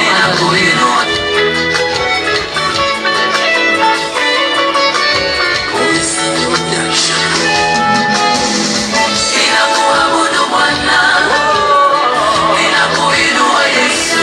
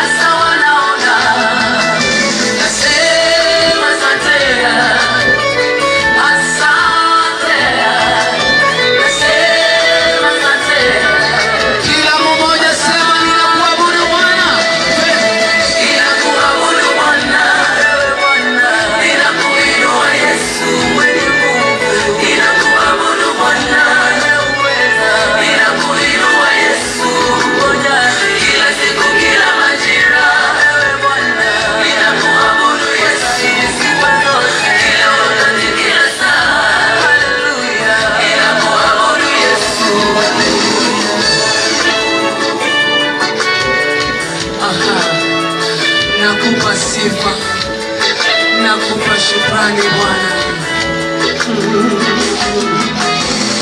Pasua bahari, tuliza mawimbi.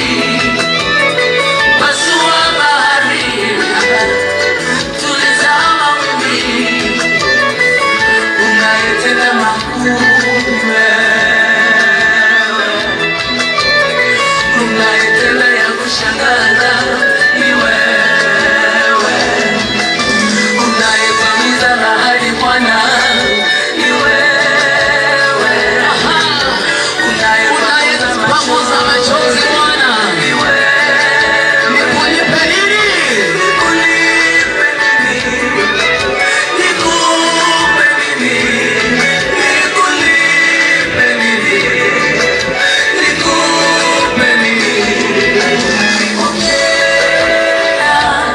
sifa zangu. Pokea sifa Bwana. Pokea ibada yangu. Pokea sifa. Pokea sifa zangu. Pokea ibada yangu. Ninakuabudu Bwana.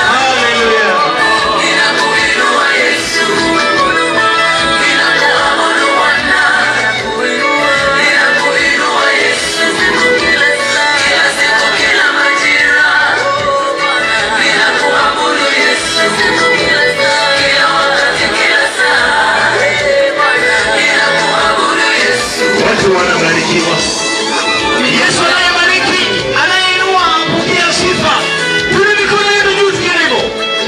Yes, mikono juu kwa imani. Apokee sifa Yesu kwa sababu watu wanapokea uponyaji.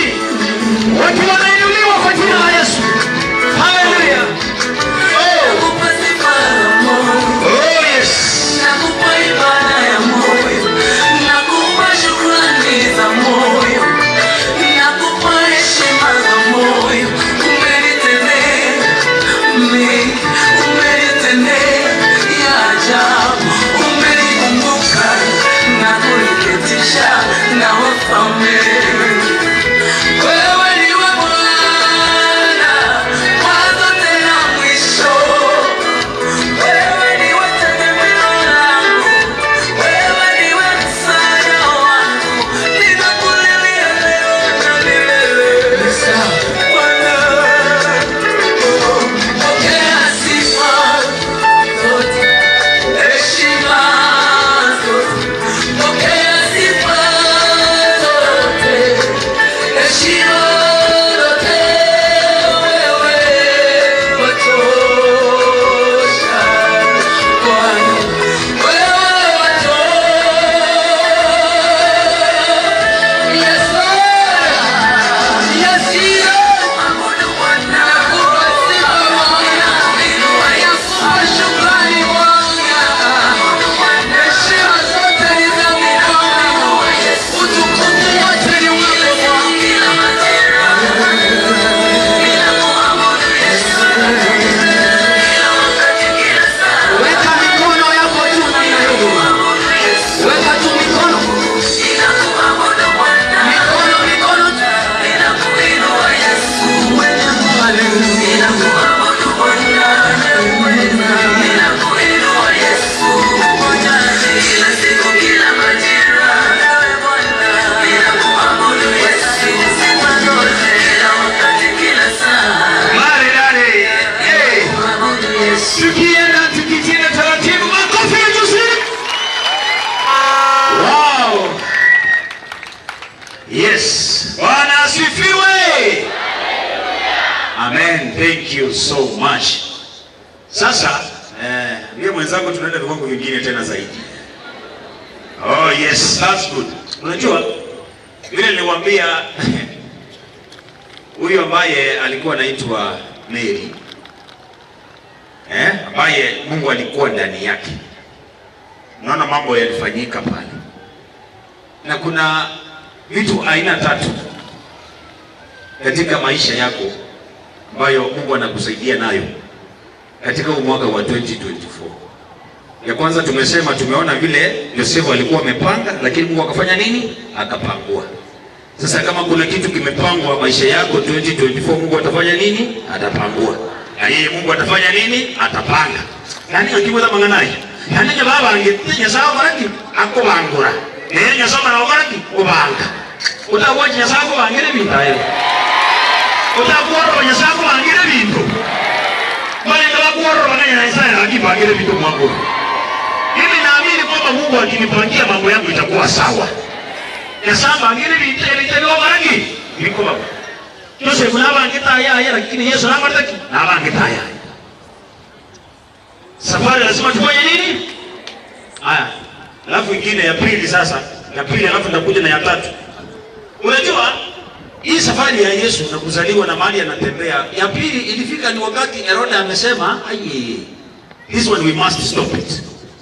We must stop this person. There's no way mtu anaweza kuja kucompete na mimi. Mimi ndiye mfalme.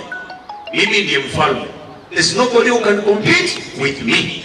Yaani kuna watu wengine hata kazi kwenye unafanya kazi, wanaona tu there's no way moto yoyo ndo chega iko tachite sukuru ala yana kwa na kibali kwa mitani. Lakini Mungu ni nani? Biblia inasema kwamba Herode alipanga kuua. He planned to do what? To kill. Kwa jina la Yesu, mimi 2024 haki ya Mungu. Ile ndoto yangu Mungu amepanga maisha yangu, shetani hata iua. Shetani hata uua ndoto yangu. Kwa sababu hii Mungu amepanga. Unaona hii ya divorce ya kwanza imepita, michanano ya pili ndio hii sasa ya kuua imefanya nini? Imepita. Hii michanano yote shetani amekuwekea emeteko. Unajua emeteko? Unaruka ya kwanza, ya pili, ya tatu, unaenda kwako. Unaruka ya kwanza, ya pili, ya tatu, unapata kazi yako. Unaruka ya kwanza, ya pili, watoto wanasoma.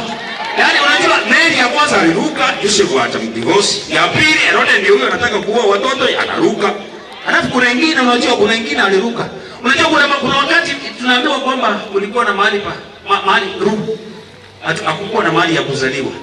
Yaani there was no space for Jesus to be born. There was no space. Yaani kwa Yesu yule ambaye ni mfalme na mshindi eti kukosekane na space. Hata kama ni kwa matope, Mungu atanibariki na hapo kwa matope. Hata kama ni kutoka hapa chini, Mungu ataniinua. Yaani anayetoka na nasubu ile chombe, uko hivyo kuitoka wewe nchini yetu kiende na kepa kwa imani. Naamini kwamba hii 2024 hata wanasema there is no space for me, my friend. There is a space for me in Jesus name. Unajua kwamba there is a space for me. Eti Kenya unajua mahali imefika sasa, hakuna kazi, hakuna sijui nini. Kwao hakuna kazi pale. Lakini kwangu kwa sababu niko na Yesu, there must be a space for me. There is an opportunity for me. Lakini mwewe wanda. Ambia mwenzako there is an opportunity for me. Wao wamesoma wako na madigiri nyumbani ni sawa, lakini yangu nikisoma nikimaliza lazima nipate kazi. Kwa sababu I know who I serve. Na tunajua kwamba mwenye natumikia, si utumikii wafalme wa dunia, mimi natumikia mfalme wa mbinguni. He will create a space for me. Kwa hivyo, kwa jina la Yesu, ishara ya kwanza, ruka. Ya pili, ruka. Ya tatu, 2024 by the grace of God. Hallelujah! Are you ready for Tani Morogi? Are you ready for Douglas Otiso? Are you ready for Douglas Otiso? Unajua hii ni round one. Yeah. So Douglas Otiso, makofi ya Douglas Otiso. Makofi. Wow. Msomba tu ngako rotaje. Nimejaribu sana kutrain kama yeye nimeshindwa. Alafu tena mimi nimeshindwa. Huyu jamaa hachoki, hazeeki. Yaani kuna utamu ukiwa ndani ya Yesu my friend. Kuna utamu ukiwa ndani ya Yesu. Tim Douglas wako wapi? Kujeni. That's good. Alafu ukimaliza kabisa, you give us 3 ama 2. Tupatie 3. 2. Atupatie ngapi? 2 ama 3? 2 ama 3? 2 ama 3? 3. Wewe unasema 3, sema Bwana Yesu aye. As a smell of the the same opinion say aye, the ayes have it. 3 it is yes. Na mwangu leo. Naonekana hii mwaka wa 24 mambo itakuwa mzuri kwangu. Kwa maana vitu vingi vitakuwa vinaendelea vile. Lakini wacha tuanze na wimbo ambao unasema Tali Boroki. Unajua napendaga baba yetu huyu, anapenda that song sana. Juzi tumeenda mission kule Kianja. Ananiambia nyimbo mbili. Once binote lakini abela aratagoraki. Sawa, ananiambia Boroki. Tali Boroki na masabo. Na ingine akambua. Ukolero. So are you ready? Are you ready now? Wimbo unasema Tali Boroki. Labda Solomon ndiye hataelewa na yule mwingine mwenye ametoka Rongo. Lakini Roho wa Bwana atakuongoza. Inasema si uchawi, lakini ni maombi. Sasa hapa Kisuki sema Tali Boroki. Kitambo walikuwa wanajua wachawi wako hapa, lakini walihama. Sisi wenye wako Kisii wameokolewa. Wenye kama wamebaki ni wale wenye walikuwa wanataka kujifundisha wakawacha. Sasa Kisii tumebarikiwa. Basi wacha nilete song ile. DJ kama uko sawa nipe na. Yeah. Kuna soko kwa mumu wako mbirero. Taramu na mbwanga wake. Tali Boroki. Tali Boroki. Ayaiga na masabo. Tali Boroki. Ayaiga na masabo. Asinari bato tigete pasta. Ndoli ororo. Kuna mahali walituacha. Hatuko huko. Halo? Ande bagateba unanjo tisena ngalo ko kerentane. Kerentane Solomon notanya kwa manje kito kwa. Lakini kwa anaitwa kerentane, yani mtoto mwenye amekuja na mama. Kwa buate yanga, kwa nkobeka. Kwa buate lieta. Lakini kero Yesu antonyora. Maisha yakabadilika, akatupea jina na akatupea position. Hallelujah. Wacha ningole wimbo DJ na mimi sasa uko ready. Kama uko ready, wewe tusitue naye sasa.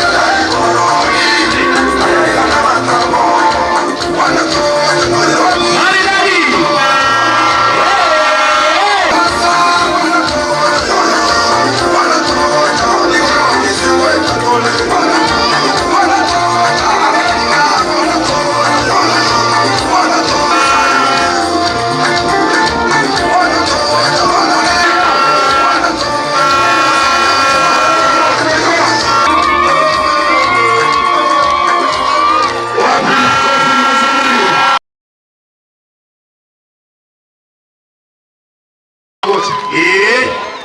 Kama ndo analia mali motoko. Halo. Walinunua zao zilikuwa mpya. Lakini zilikuwa KDJ. Sasa yetu ni KDJ. Yetu ni KDJ. Yes. KDJ. Watai mwana tole.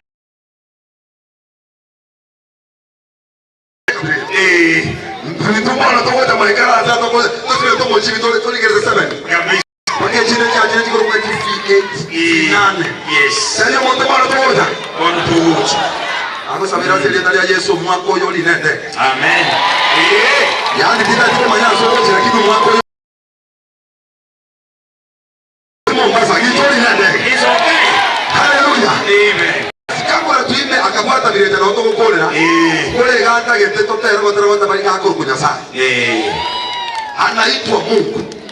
Ayure anaitwa Mungu. Bishop la ronga tuko ikanya. Oya na nyoma chama karabango seko mwaka kuseko ikora. Iko kwete. Abane balo tikito ndio balo tena. Tikito. Abone ba moteti. Aye. Mungu tena mugeka. Na yakala na tamu. Naona nyagerero. Yes. Solomon usijali nilikuwa nasema hapa Kenya na Kongo si atuachani. Unajua Solomon amekuwa mkisi. Nimekuwa hapo nasikia anaongea kikisi hapo. Nimekaa. Yes. Ni vile ulikuwa umeleta watu. Tungekurasimisha wenyewe wamekoruboyo na Mungu. Kabisa. Lakini vile sasa utangulia kuleta watu. Pigie makofi Solomon mkubwa. Sasa ile ni brother. Yako kwenye saya. Tutaimba pamoja kwanza. Wewe. Ngoja. Tima siko tayari ajibuka. Yaani hii maneno itoke kwa mdomo yako. Akorokwa nyasara. Moba yale nyasara. Kamwe.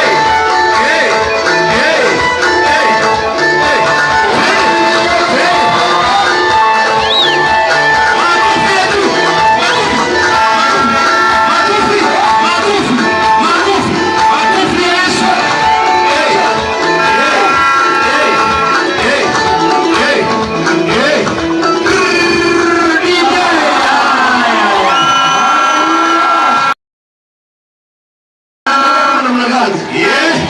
Akamua kabirocha. Yuko tayari kushika shetani. Mungu anasema alishika shetani. Akasungusa. Akakanyagia chini. Akapiga hata akarusha huko. So are you ready? Tukamata hii shetani imetusumbua 2023. Kabisa. Sasa nikisema nombo Yesu, unainua mikono yote mbili. Nombo Yesu. Kama uamini ni mshindi unyamaza. Lakini kama unaamini unainua mikono yote mbili. Are you ready? Basi DJ weka hiki tukumalizie. Kabisa. Weka hapo. Sikia.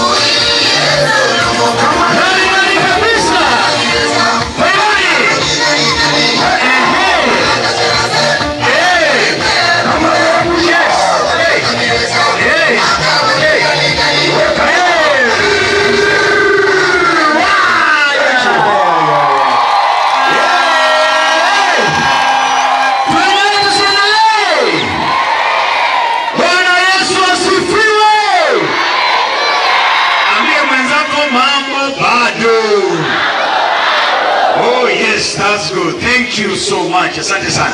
Sasa, are you ready? Are you ready? Are you ready? Muko tayari? Muko tayari? Sasa ni wakati wa kumleta mgeni wetu wa heshima kabisa. Our chief guest all the way. All the way. Are you ready for Solomon Mkubwa? Are you ready? Muko tayari? Haya tusimame tu tafadhali, makofi yetu kabisa, makofi ya Yesu. Kabisa. Thank you so much. It's good to see you, man of God. Karibu sana. Yes, very good. Karibu sana, karibu sana. God bless you. God bless you.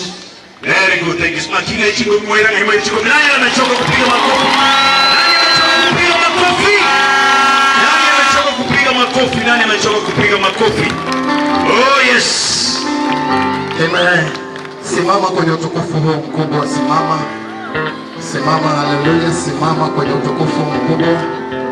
Inua mikono yako miwili tu, shukuru Mungu tu kukupatia fursa ya kuona mwaka huu. Inua mikono, mwambie Bwana ni asante. Wengine wetu hatujamwambia Mungu asante. Inua mikono juu ya kichwa chako, mwambie tu asante kwa familia yako. Unaona mwaka mpya. Wengine walipatwa na misiba, wewe Mungu amekulinda, umeona mwaka mpya. Inua mikono yako miwili juu. Weka mikono yako miwili juu. Sijasikia mteule akiomba. Inua sauti yako juu. Mtoto wa Emma, inua mikono yako juu. Omba kabisa, mwambie Bwana asante. Mwambie Bwana asante, mwambie Bwana asante, mwambie Bwana asante. Mwambie Bwana asante, mwambie Bwana asante, mwambie Bwana asante. Inua sauti yako juu. Haleluya. Mwambie Bwana sauti yako juu. Inua hiyo mikono, mwambie Bwana asante. Tamka maneno mazito. Ora kabash. Tumeona mwaka mpya Bwana, kwa neema yako umetusaidia. Umetuvusha mwaka, wengine wetu tutaenda hospitali. Bwana tunasema ni asante. Tunasema ni asante. Tunasema ni asante. Tupe Yesu sadaka ya makofi. Piga makofi yako. Piga makofi yako. Pigia Yesu makofi yako. Tupe Bwana makofi yako. Piga makofi.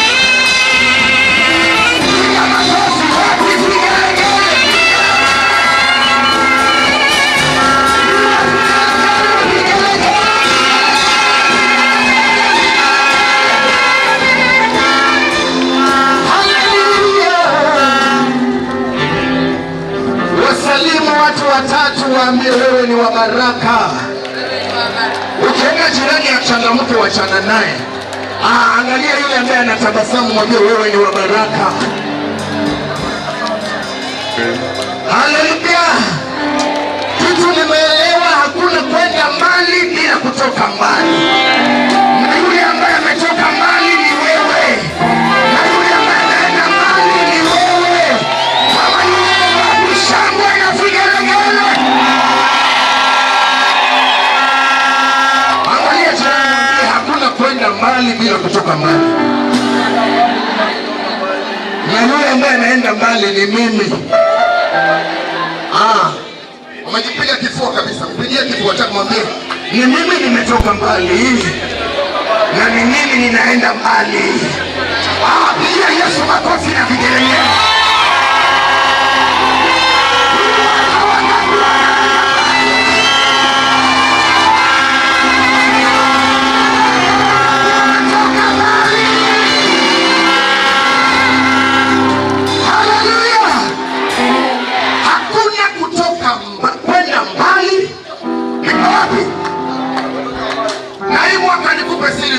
Sheria nyingi.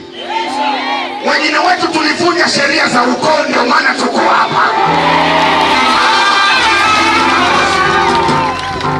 Esther kusudi awe malkia ilibidi avunje sheria. Na wengine wenu kusudi familia yako ikokolewe, lazima mtavunja sheria. Mko ndani siwaone, tokeleze hii uwanja tuvunje sheria sana. Wamama ndani wale wanataka kuvunja sheria hapo, wakutane na Yesu kabisa. Tutavunja sheria. lazima tuvunje sheria. Angalia jirani, mwambie lazima nitavunja sheria. Mwanamke mwenye kutoka na damu ilibidi avunje sheria. Yesu alikuwa anazunguka akasema lazima nitapenya. Mwangalie jirani, mwambie lazima nitapenya. Haleluya! Hata Yesu mbinguni ilivunjaga sheria. Nikwambie ilivunjaga sheria aje? Mbingu sheria. Ina nini? Mariamu akapata mimba kwa njia tatanishi. Sasa mbingu imevunja nini? Sheria. Na leo lazima sheria ivunjwe kwa ukoo wa familia yako. Angalia jirani, mwambie nitavunja sheria. Hiyo sheria walikuwekea ya pombe, lazima unywe pombe, lazima tutaivunja leo katika jina la Yesu. Kama unaamini walikuwekea kwa hiyo tusema nitavunja sheria. Sheria waliweka mwezi mkaolewa mkae kwa ndoa, lazima itavunjika. Angalia jirani, mwambie nitavunja sheria. Haleluya. Huu mwaka ni mwaka wa kuvunja sheria. Esta kusudi awe malkia ilibidi avunje sheria. Mwangalie jirani yako, mwambie unateseka bure, vunja sheria. Wangapi wako tayari kuvunja sheria huko?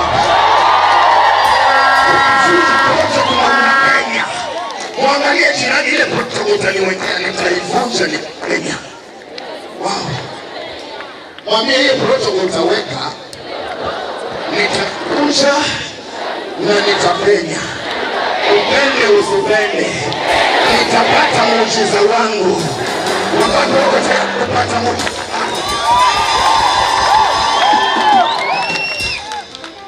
Oh Jesus, ni mwaka wa kuvunja sheria. Tumechoka na kupewa weight. Nimechoka kuambiwa weight. Nataka nikutane na Yesu. Watu walivunjana sheria kwenye Biblia walipotaka mafanikio.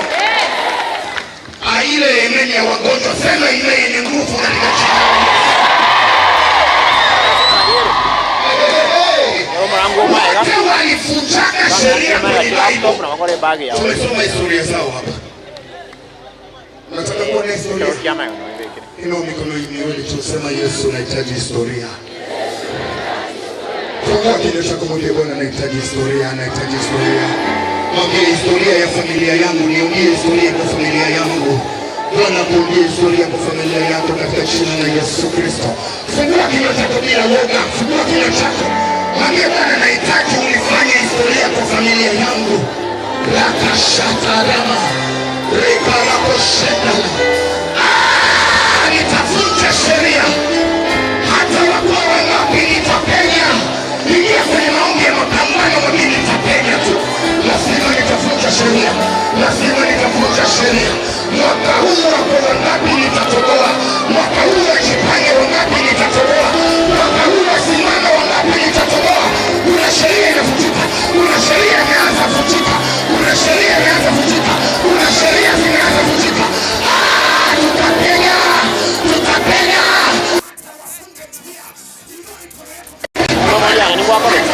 Lazima utapenya tu. Lazima utapenya tu. Funza na moyo wako. Ile imani ya kuvunja sheria. Umeniletea ukuta. Umeniletea ukuta. Lazima utaanguka.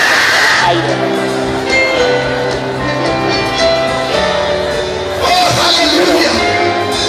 Hawahitaji tutavunja sheria. Lazima watavunja sheria. Tutapenya sokoni. Tutapenya kwa uimbaji. Tutapenya kwa huduma. Tutavunja sheria.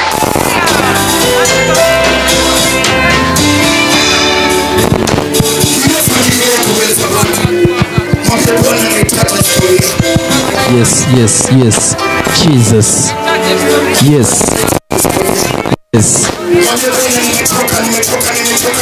Jesus, Jesus, Jesus.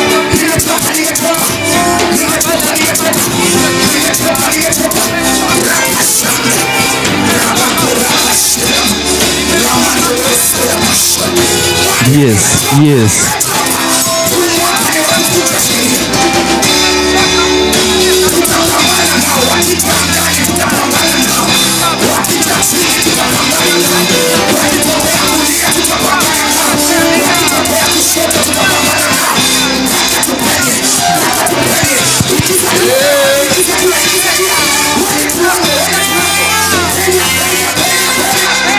Yes, yes.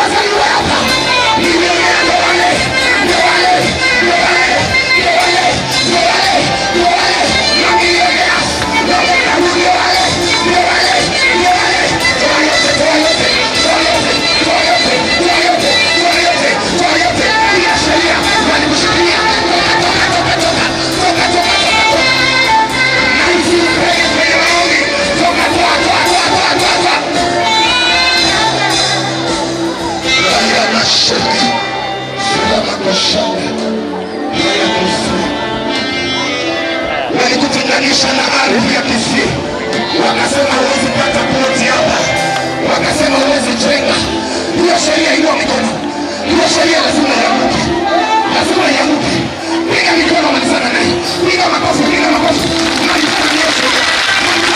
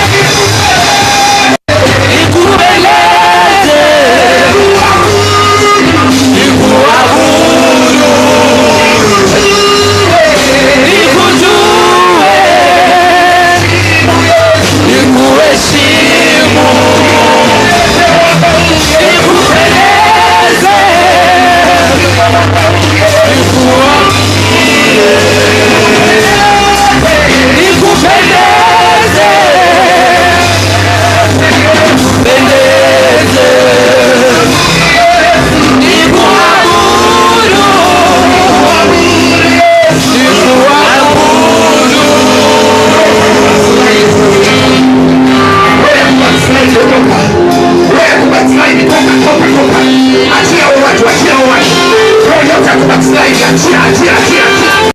Achia roho ya kutokumpenda Yesu, achia. Achia pesa.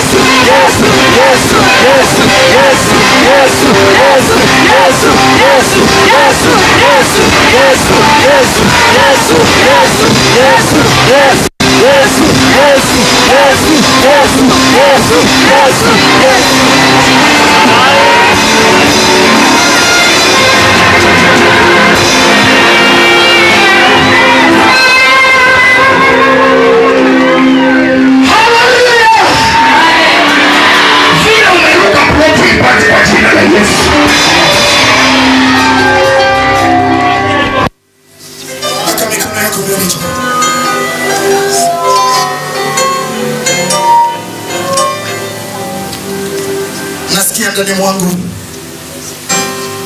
tumbariki mtumishi wa Mungu. Ameng'ang'ana na wewe mwaka mzima, amebeba mizigo yako mwaka mzima.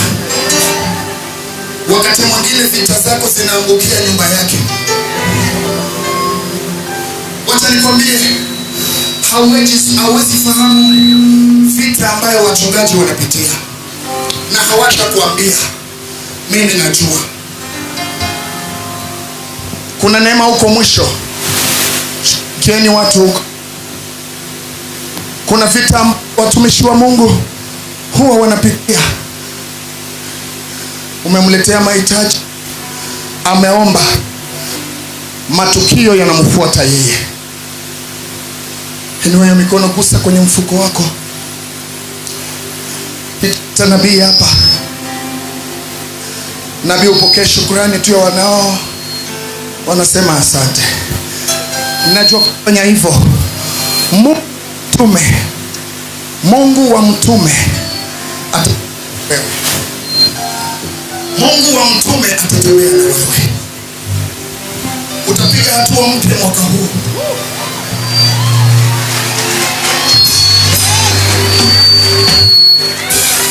Kila hatua ambayo ilikuwa sugu kwa maisha yako, Yesu ataifanya itakuwa rahisi.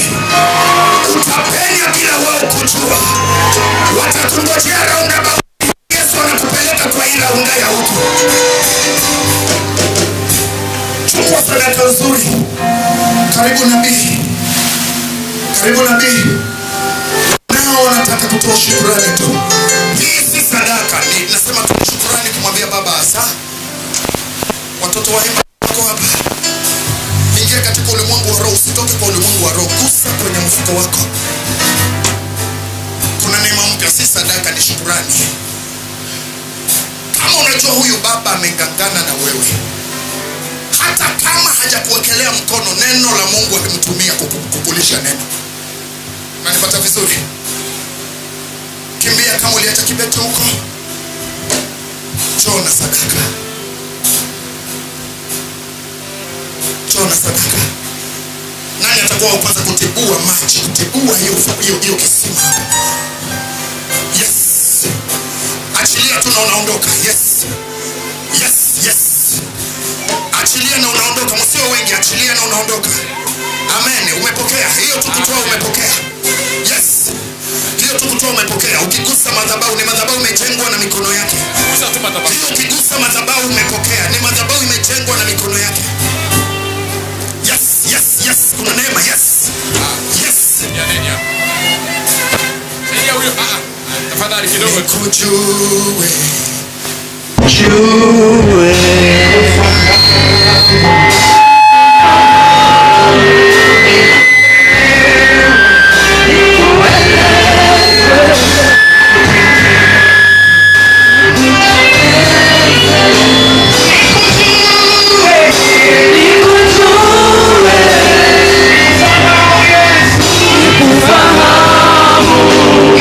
Nikupendeze, nikupendeze.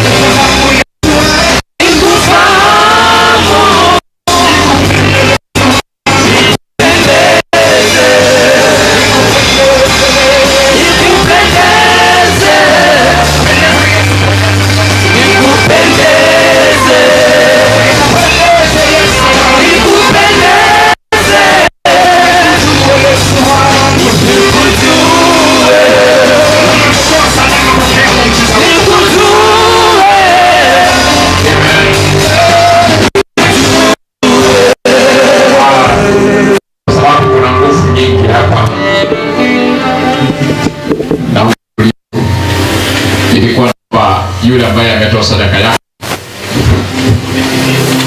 Ilikuwa ni sadaka ya kubarikiwa, lakini nafikiri ikiwa umetoa na kuomba tu urudi upatie wengine nafasi waweze kutoa, kwa sababu ndio tunaanza ile haiko mfua. Wangapi wasipema hapa? Wangapi mnajua kinachoendelea? Kwa hiyo labda ni mtu mgeni anaweza akasema mfua imetuhangaisha. Mimi sifanyi mkutano bila ishara kutoka mbinguni kwamba mkutano umetubariki hata siku moja. Kwa hiyo usiwe na shaka. Wengine mtasema tumeomba, lakini ni kama Mungu akusikia, alisikia. Kuna watoto wadogo hapa, msitoe pesa kwanza, kwa sababu ngojea kidogo, ninaomba watoto watolewe hapa. Hapa kunaweza pia fanyika mtego na mtu atakanyawa hapa na itakuwa kazi ngumu. Tutengeneze njia hapa katikati ya watu kutokea kabisa. Naomba iwe kubwa kabisa, iwe kubwa. Sijakubali, lazima iwe kubwa kimata na inu sikago chiali yake injira kabisa. Montako beka hata wale viongozi wanasaidia, wanaweza kusaidia. Wakati Solomoni anatafuta mwingine mfalme wa amani, sasa utaweka hapa, alafu utapitia hapo ukitoka. Naomba hii njia iwepo, na pia kwa heshima tu, kwa sababu kuna sadaka nyingi. Ninaomba tu tutumie kipindi hiki, maana tukiingia msiki round ya pili tunachapa mpaka saa 10 tukiondoka. Naomba tu utumie opportunity hii pia, ile sadaka yote uko nayo na zaka ulete tu kwa wakati mmoja. Hii barabara isifungwe. Hivyo vile nimesema tuweke tukienda.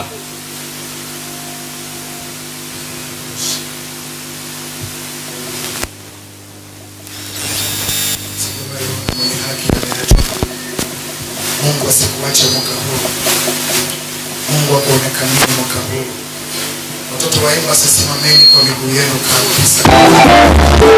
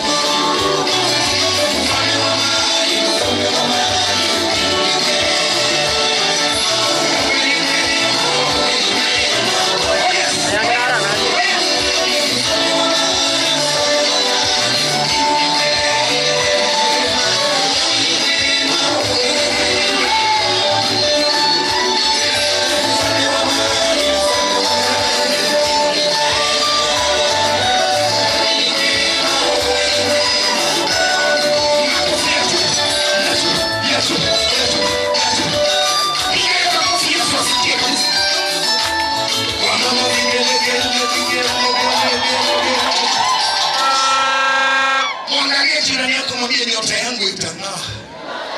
Mwambie utaenda kuiona hii mwaka. Mwambie utaiona hii mwaka. Mwambie nimeshafuta sheria. Lazima utaiona nyota yangu. Wangapi wanaamini nyota yao itang'aa hapa? Mwambie hautanimaliza vile unafikiria. Mwambie hautanicheka hii mwaka vile umenicheka. Mwambie hautanizima vile ulinizima hii mwaka. Huu mwaka ni mwaka wa ushindi wa maisha yangu. Kama naamini sema nyota hapo. Wow. Wangapi ni manyota hapa na lazima wangapi? Mimi sitamalizika hivyo. Hawatanimaliza vile unafikiria. Kama waliniweza mwaka jana, huu mwaka nitawaweza. Wajipange sawasawa, nitawaweza huu mwaka. Wakitokea kushoto nitapenya kulia. Wakitokea kulia nitapenya kushoto. Wakitokea mbele nitapenyea nyuma. Mwangalie jirani, mwambie utaisoma namba mwaka huu. Mwambie utaisoma namba. Mwambie gari inakuweka na namba plate mbili, ya mbele na ya nyuma. Ukikosa kusoma ya mbele utaisoma ya nyuma. Wanapoamini watasomewa nao.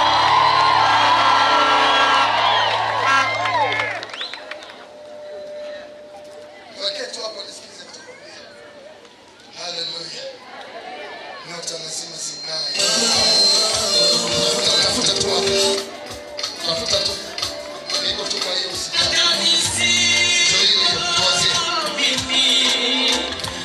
Tuanzie vizuri basi. Yes. Watu vigelegele ya manyota.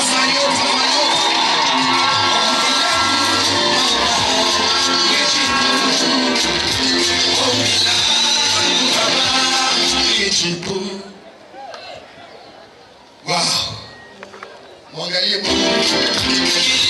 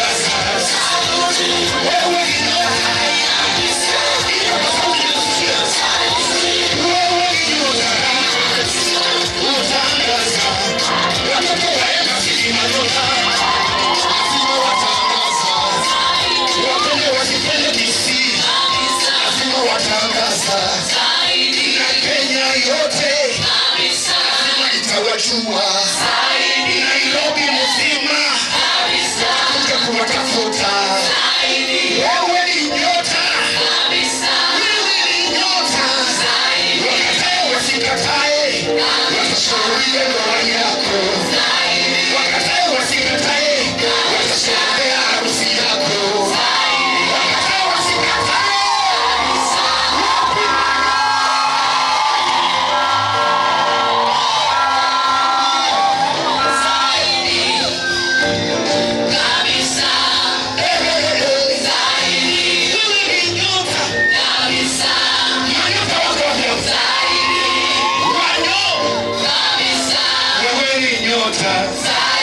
Wapende wasipende, utasafiri kwenda Dubai.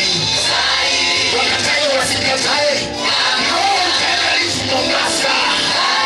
Wapende wasipende, na wao utaenda sherehe yako hapa. Wakatae wasikatae, utakaza mamee. Wapende wasipende, utaenda supermarket unakaza vitu. Wapende wasipende,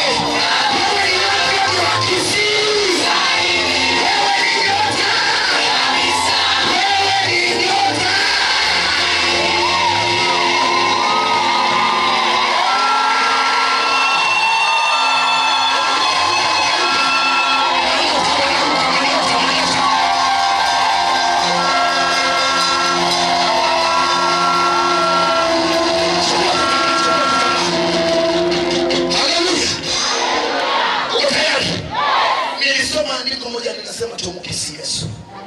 Tayari tumpe Yesu busu. Ale tumkisi Yesu. Tumkisi Yesu. Ale mbusu Yesu. Amekubariki. Umevuka mwaka. Walifikirie hautavuka. Wakapenda uchawi wao. Siku Mungu akaondoa. Ukaamka wewe mzima. Hata wamekushangaa. Sema na wewe ni mchawi. Hawakujua kumbe Mungu wa Murabe yupo. Anakupigania. Anakulinda. Kuhusu mara 9.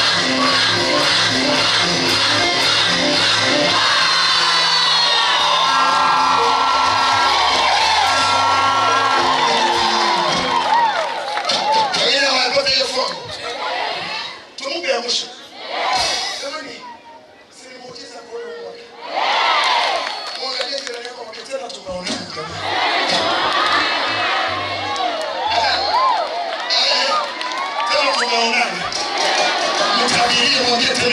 tena mwaka kesho tena. Mwaka tena tutamaliza.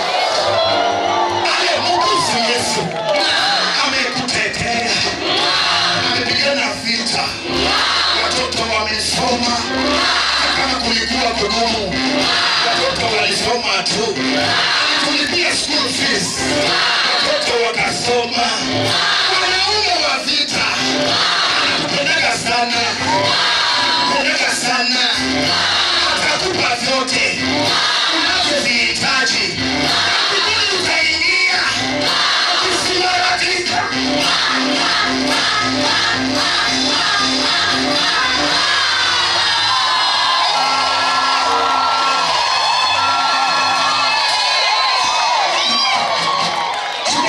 Chukua kitambaa chako.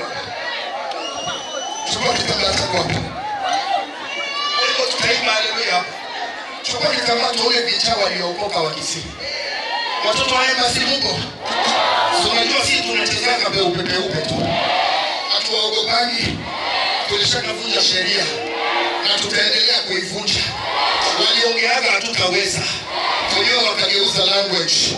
Na kutakia unaongea tu yako mabaya. Hiyo maneno ugeukie wenyewe. Washikilie Mungu wa Embassy.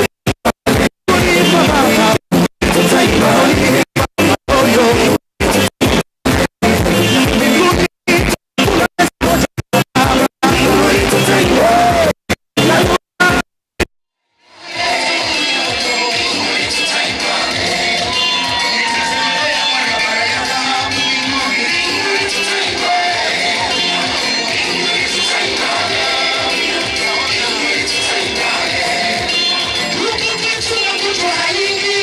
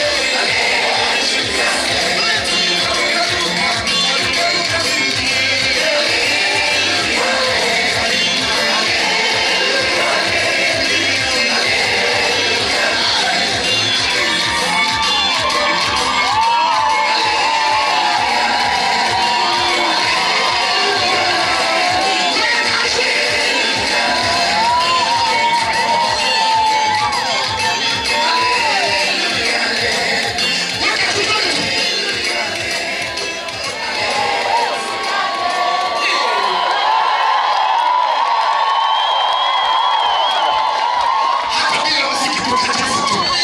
Mungu akupe baraka unase bila msingi. Inua mikono miwili juu.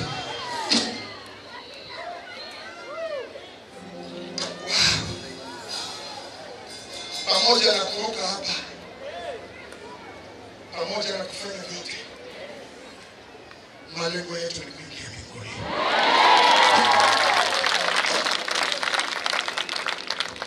Inua mikono miwili juu. Mwambie Bwana, kupitia hii huduma ya Embassy niingie mbinguni. Zungumza na Bwana. Fikiria itakuwaje wakati Baba Mungu ataambia mtume Mrwabe atoe hesabu ya kazi ameifanya Kisii. Utasikiaje furaha ukimuona hapo mbinguni? Inua mkono. Itakuwa furaha kubwa wakati jina ya Embassy itatajwa mbinguni. Mtume akutane na wewe umeingia. Inua mikono, sema Yesu nisaidie. Zungumza na Bwana, mwambie Bwana nisaidie niingie na mimi.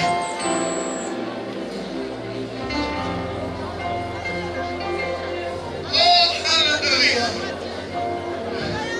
Ombea roho yako, ombea pia watoto wako. Wale hawajaokoka, mwambie Mungu hii mwaka ndugu zangu pia waokoke. Kupitia hii madhabahu tunawafuta pia. Oh, hallelujah. Lilia familia yako. Mwambie Bwana, pamoja na moyo wangu na ndugu zangu tuingie mbinguni tukuone siku utakaporudi. Mwambie usinipite.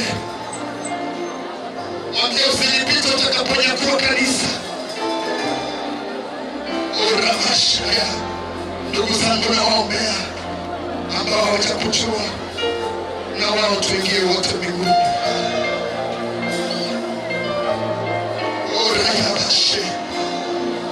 Lilia familia yako. Utasikiaje uchungu mkubwa? Mtoto uliyezaa yeye anaenda jehanamu au unaingia? Taja majina ya watoto wako ambao hawajamjua Yesu. Majina ya ndugu zako unaowapenda. Mwambie Bwana, hii mwaka nahitaji fulani, naye akuje twende wote mbinguni.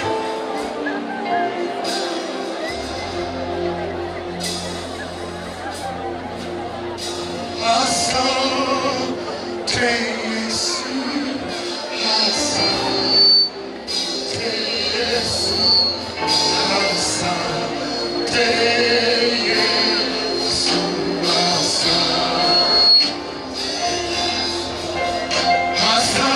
asante Yesu, mwambie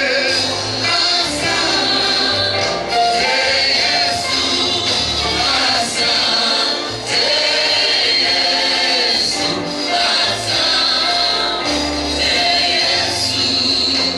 umeniokota matopeni, asante.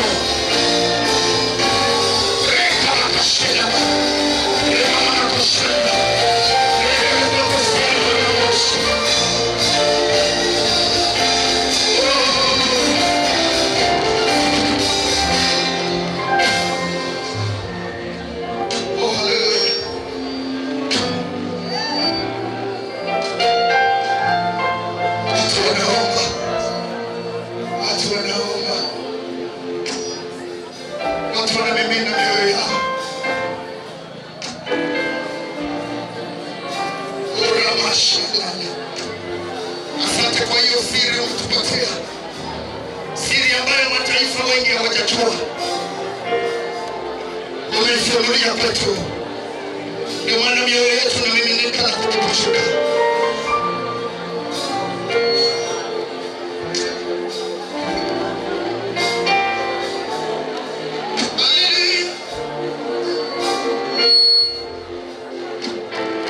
Mpe Yesu sadaka ya makofi.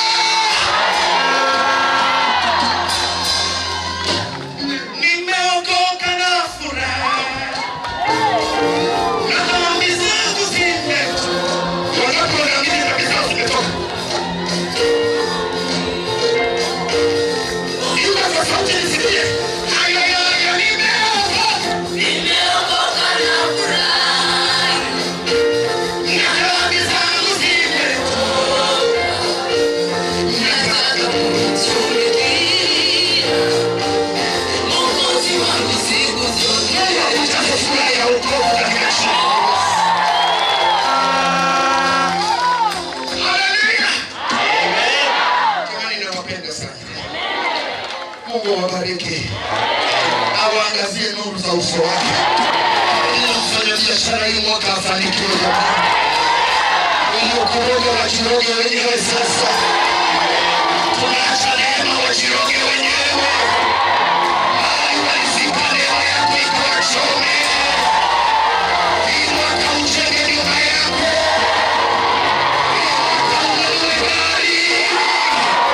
Hii mwaka watoto wafaulu shuleni.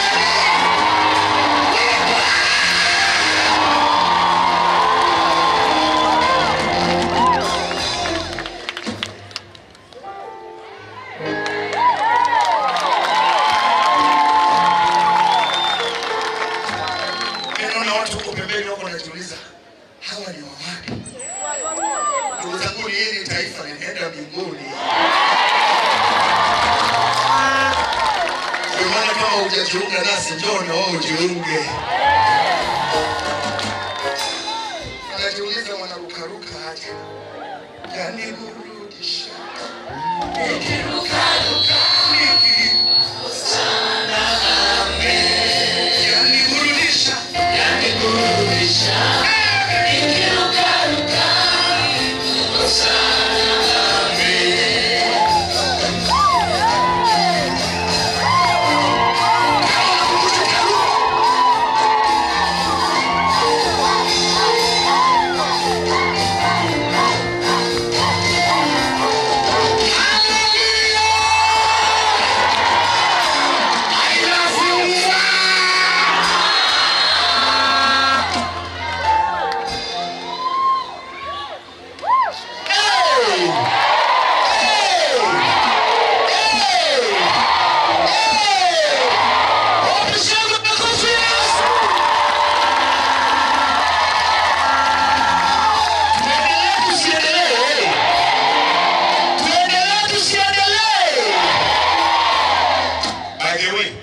salamu ya gavana wetu wa Kisii County. Pokea salamu. Ujumbe umemfikia na anasema hapa kuna mambo yanaendelea hapa. Na amekuwa wa baraka kwetu. Alitusaidia sana mahali tumefika. Pokea salamu ya gavana wa Kisii County. Alafu tukiwa tunaendelea, Women Rep Kisii County alikuwa anatazama kwa runinga. Ametuma 10,000 kwa sadaka ya kanisa.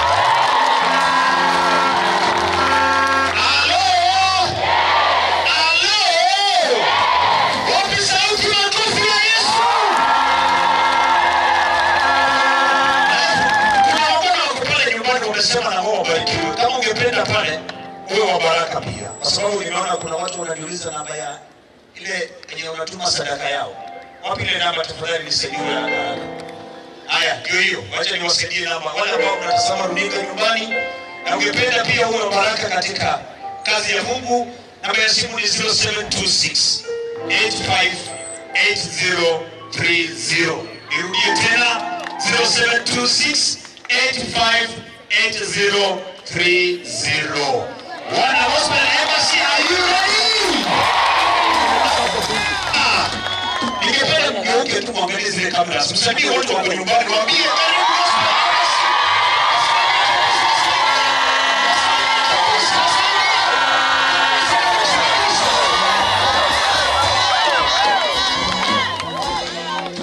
I am happy today. So happy. Because he has taken away my sins away. I am happy, so happy today. The time to be happy is now.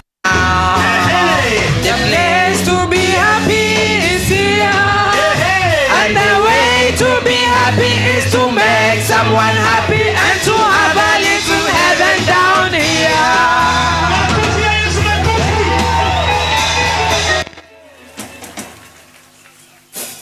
Na sasa umefika ule wakati ambao tulikuwa tunangoja sana.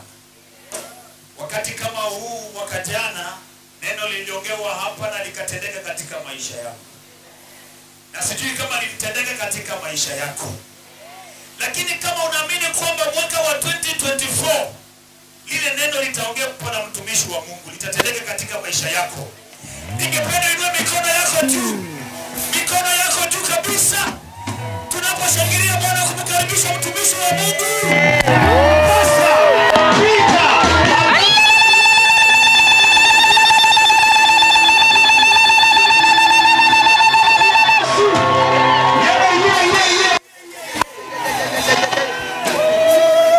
Amen.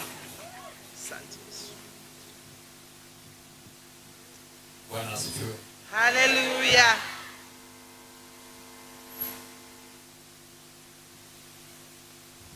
Niko mambo machache. Nilitangaza wiki iliyopita kwamba wiki hii nitapeana ujumbe wa mbinguni. Ninaomba watu wote watoke kwa hema wakae hapa ndani ya huu uwanja. Nataka hapa ndani kwa niwape ripoti ya mbinguni kwa dakika 10 zidi.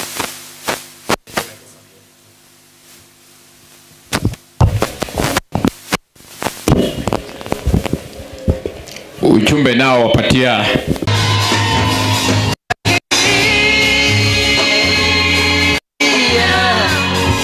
sijasikia kelele. Ametukuka.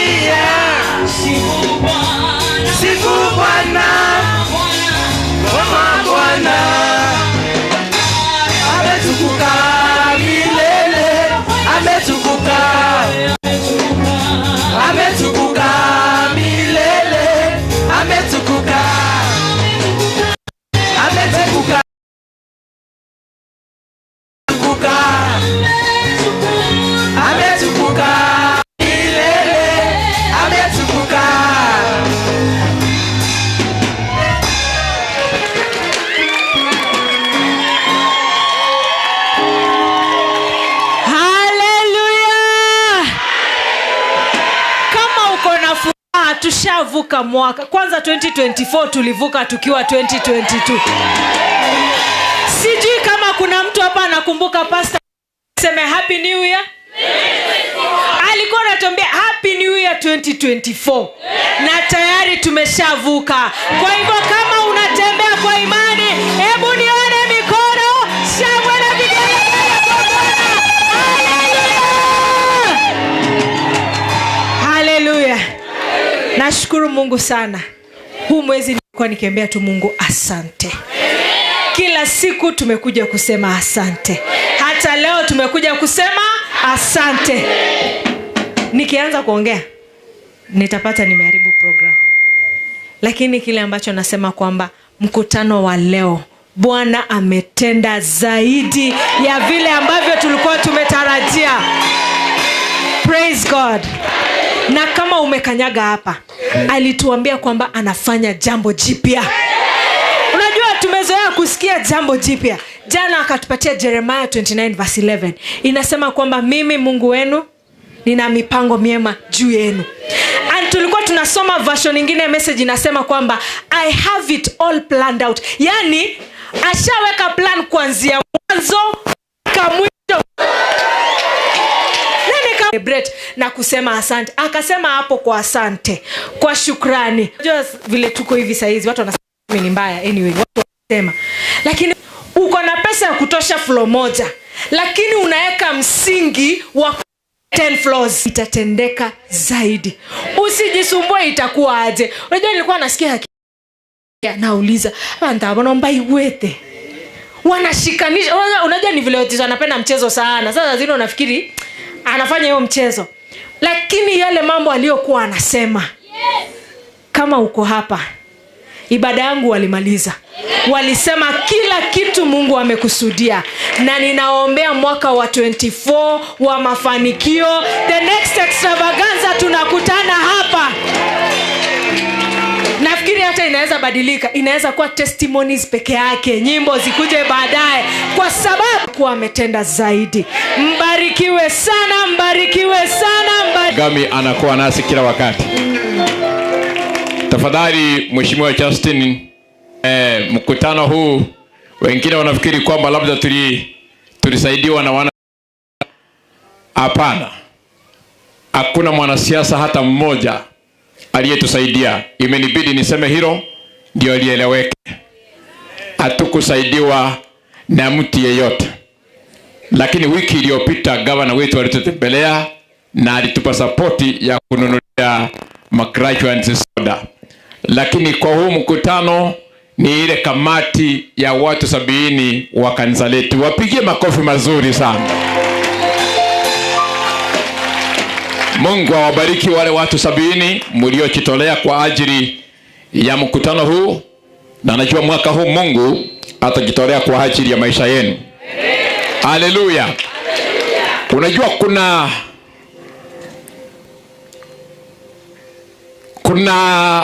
ule uwezo wa kumuona Mungu na kuna uwezo wa Mungu kukuona. Kuna watu wengi waliomuona Yesu, lakini yule Zakayo ni Yesu alimuona. Na mwaka huu wa 2024 na mtu hapa ataonekana na mbingu kwa jina la Yesu. Yesu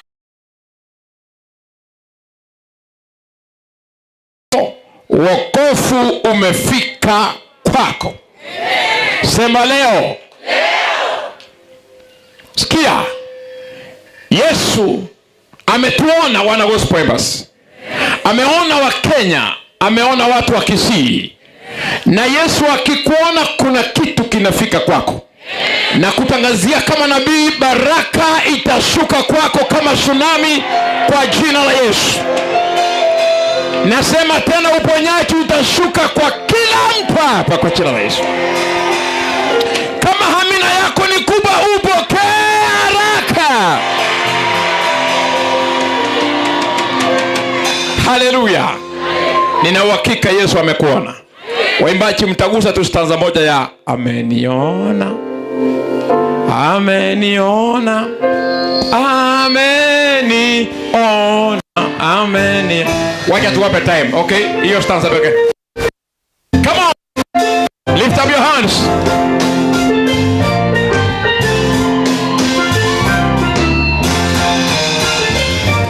Sichaona mikono ya wanaoonekana na Yesu.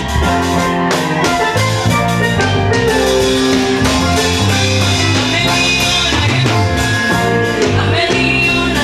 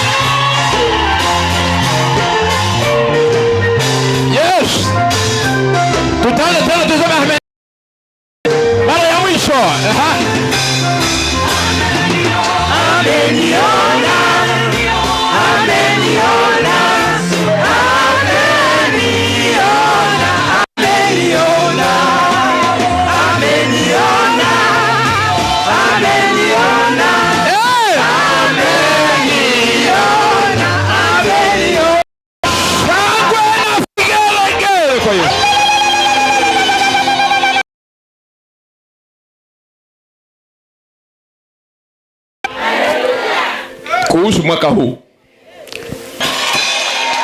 karibisha mtu mmoja, mwambie karibu kwa mwaka wa mabadiliko makubwa. Kile haujafanya kitafanyika. Hallelujah. This will be a year of great change. Na mambo machache hapa. Mwaka huu Shetani atumia njama, na muwe makini. Alimwendea Yesu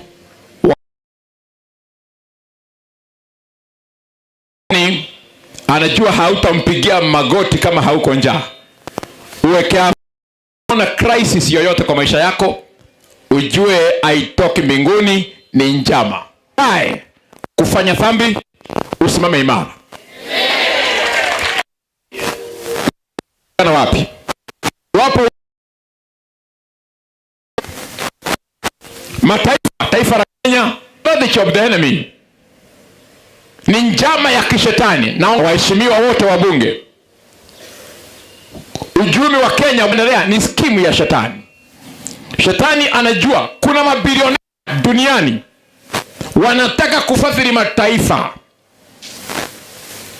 na wanataka kuleta mambo yake, na mwaka huu wa 2024 wanataka kuyaleta kwa wingi.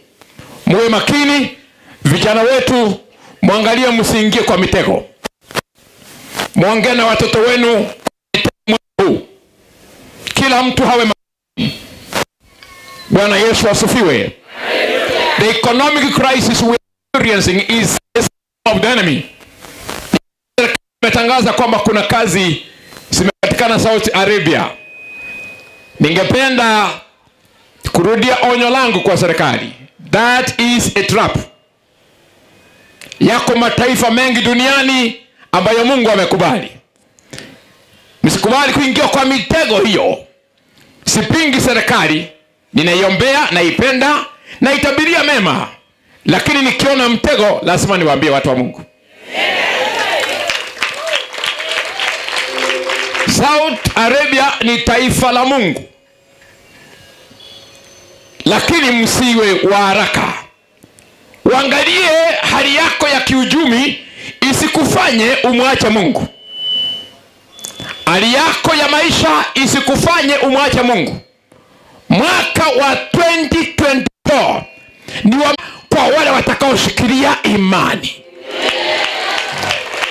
Na waheshimiwa wale ambao tumuombea rais wetu mbele kwa kotini. Shetani na a president, I don't know former, but the Lord says we pray for our family. Inamaanisha tumeshatoka mipaka ya Kenya, tumeingia kwa mataifa mengine. Nikisema hivyo, nafungulia watoto wenu mataifa ya Kiafrika, watafanya biashara kubwa. Sioni nashangilia, watafanya biashara kubwa. A year of great change, wanaotemea mabadiliko, shangwe na vigelegele. Watu wengi hapa, mabadiliko yatakuja kwa familia zenu kwa njia hamkutegemea. Magari mtanunua, nyumba mtachenga. Ili Bwana aliniambia, nikafani kama si kweli, lakini amerudi asubuhi. Amesema kila mtoto atemea, mtu yote hapa shule ataenda. Ujumbe ule utakuwa shule wataenda. Muwatume watoto wenu wote tarehe 6 mwezi wa Januari. Muwatume wote pale kanisani, nitawaombea, nitawapaka mafuta, na nitawapatia handkerchief ya mamlaka. Na kila kitu tunachopeana kanisani ni free. Biblia inasema kwenye Mathayo 10:8, tumepewa bure, tubeheni bure. Msinunue upako, usikubali Usikubali kununua handkerchief ya upako. Usikubali kununua mafuta ya upako. Everything is free. Ni free. Ndivyo Bwana anasema. Kesho mengine sitasema ni ya ndani. Nitasema kesho usiku. Magana nale nitakwana. Kuna mtu ulialika kutoka kwenu na kumbe ni mchawi na ujui. Kuna mengine nikisema hapa atakuunda. Kwa sababu imani bado inapanda. Situkuje kesho usiku niwaambie kitu. Hiyo kesha, hebu nione wala mtakuja kesha ndio niweke maaskari wa kutosha. Tunataka tufanye kesha ya mataifa yote. Haleluya. Haleluya. Kwenye ule mkesha Bwana aliniambia hapo kwenye hiyo madhabahu ya embassy ataweka birika la Bethsaida. Ni birika la mabadiliko kamili. Haleluya. Kama inaelekea saa 9:30 lazima kuwe kutajwa kamili, itaanza saa 10.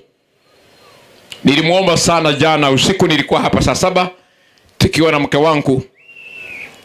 Ilibidi turudi hapa kwa uwanja tupambane kwa sababu nilifikiri ni shetani ametuanda. Bwana akaniambia ile ishara yake ya mikutano yangu ataifanya, lakini akaniambia mvua kamili itaanza saa 10. Haleluya. Haleluya. Kwa hiyo nimeyasema hayo kwa sababu tulikuwa kwenye mtandao.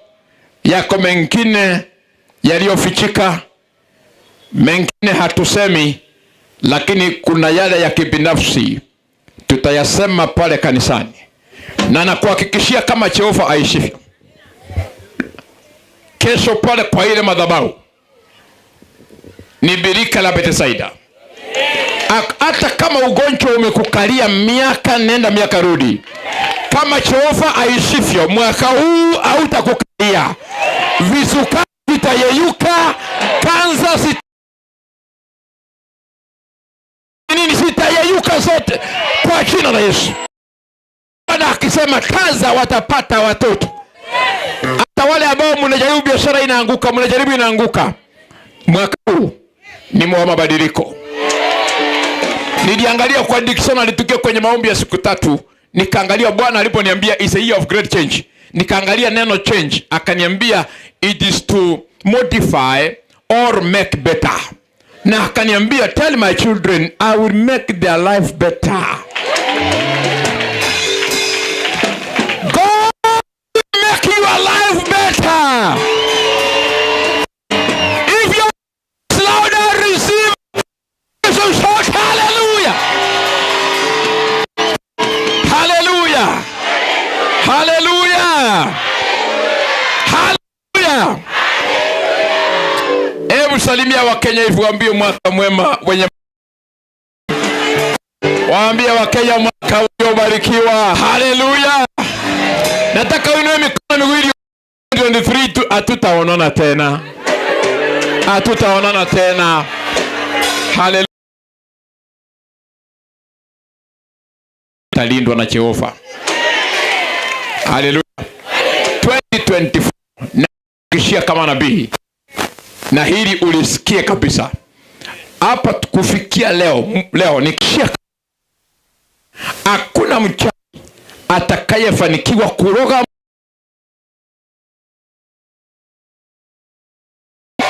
ntagete mutare no bwerori mutare kenya no bwerori mogoso akerase mutagete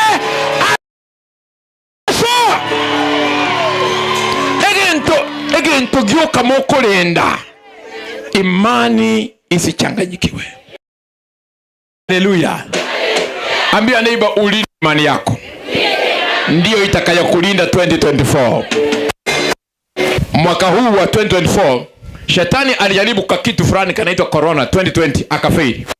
Kuna kakitu atasimama.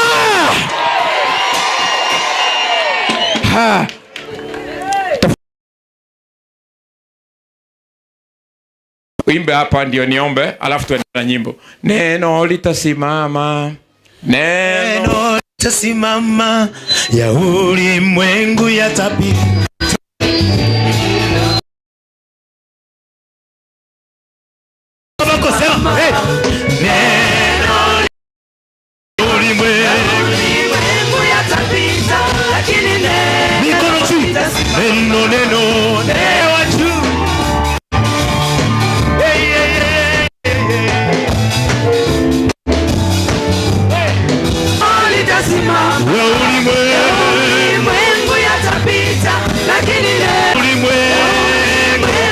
unapita, lakini neno Gesa vigere.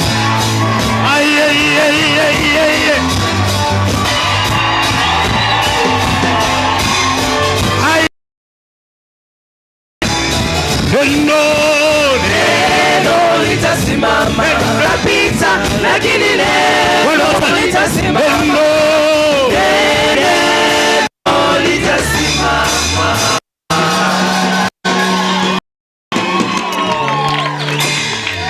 Ningependa kuomba.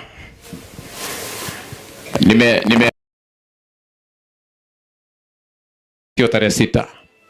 Tarehe 7 watoto wote wakuje kanisani, wale wanaoamini kwenye nguvu ya Mungu. Watumishi wa Mungu mtanisamehe, nimeona mtume Philip na wengine mlio hapa muda umekwenda, lakini niruhusu niweze kuomba. Inua mikono yako kwa heshima. Baba, kwa jina la Yesu Kristo, wewe peke yako ndiye Mungu na hakuna Mungu mwingine hapa Kisii, Kenya na ulimwengu mzima. Nguvu yako ni ajabu, unatosha. Ninakupenda kwa sababu mwaka huu ulinitembelea kwa njia ya moto pale kwenye mlima wa Keanja. Nikakuona na nikasikia sauti yako ukiniambia kwamba sasa nguvu za wachawi zimekwisha, mamlaka ya kuzimu yamekwisha, na ukaniambia wagonjwa watapona, wafu watafufuka, viwete watatembea, vipofu wataona, visiwi watasikia, umasikini utaondoka. Na ndio maana tumekuja hapa kukushukuru. Mwaka huu umetutendea mambo makubwa sana. Makubwa sana. Wengine hawakufikiria wangefuka, lakini tumefuka kwa utukufu wako.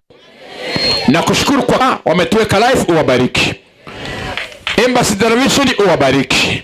Ndizi TV uwabariki. Hii uibariki. Na channel hizi situmike kwa utukufu wa jina lako. Hawa watu walio hapa mwaka huu walivumilia, lakini uliniambia kama mwaka huu wa 2024 watafurahia matunda ya wokovu wao. Naomba wabariki sana na utushike mkono kama kanisa lako, maana ni mwaka wa miujiza mikubwa. Sifa na utukufu usirudi kwako, ni katika jina la Yesu Kristo tumeomba, watu waseme amen. Umweberane na kiwaro teba.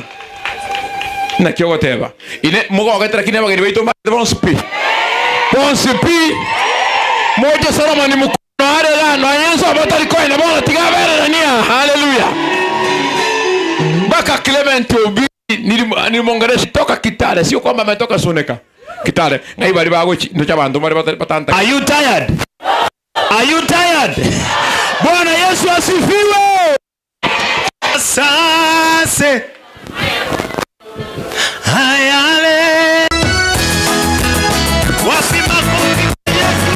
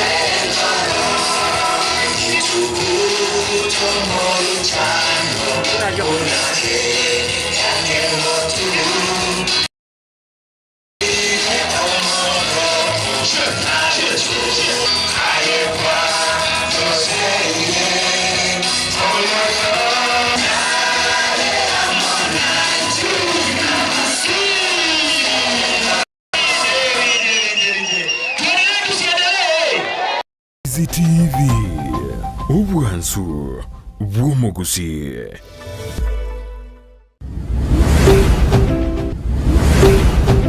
Ndizi TV Ubwansu Bwumugusi nigo bono yakone kirundekerene nego kurendera chibiche chinkia na boigo chinkeno nukukigima na bogo tonyora asoro gonko Bwumugusi neji county chito etanaine buna county ya Kisii, Nyamira, Homa Bay, Bomet, Kisumu, Migori nechi semo chinde chinyinge nigo kotonyora asite kode ya Star Times channel 195, Go TV channel 824 na free to air decoders, digital TV na smart TVs. skania TV yao na boigo onchore irio yao igoiko yenyore. Dizi TV nigo turine kirenga ekio korentera emerubuli emerunge chinka kichonsi. Dizi TV obwensu womogusi. Obwensu womogusi.